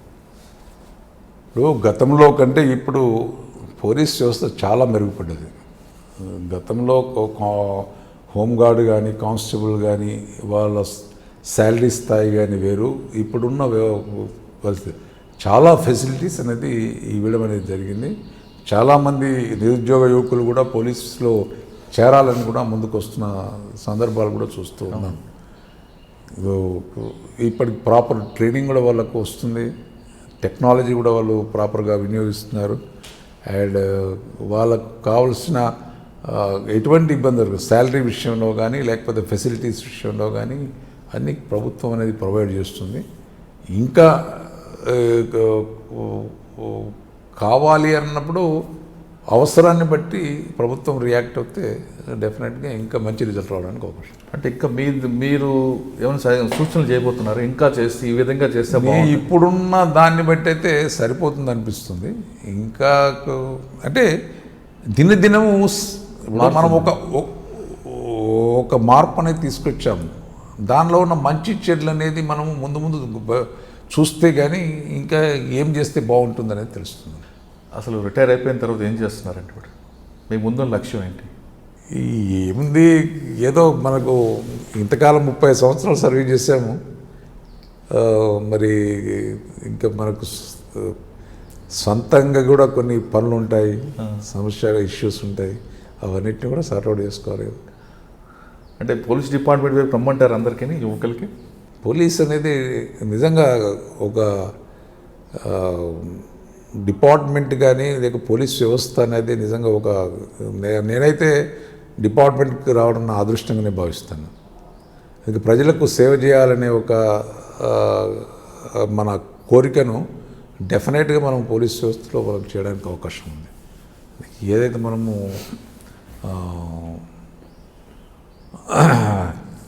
చేసేంత మనకు అవకాశం ఉంది.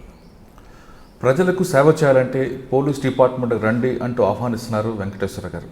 కానీ కమిట్మెంట్తో పనిచేస్తే ఖచ్చితంగా ప్రజల్లో మంచి పేరు వస్తుంది, డిపార్ట్మెంట్తో పాటు మీకు కూడా మంచి పేరు ఉంటుంది అంటున్నారు వెంకటేశ్వర గారు.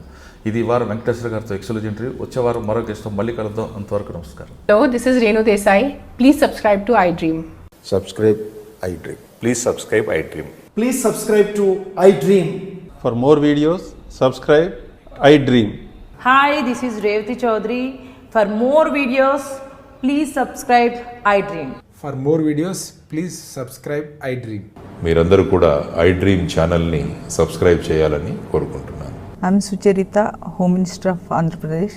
For more videos, subscribe iDream.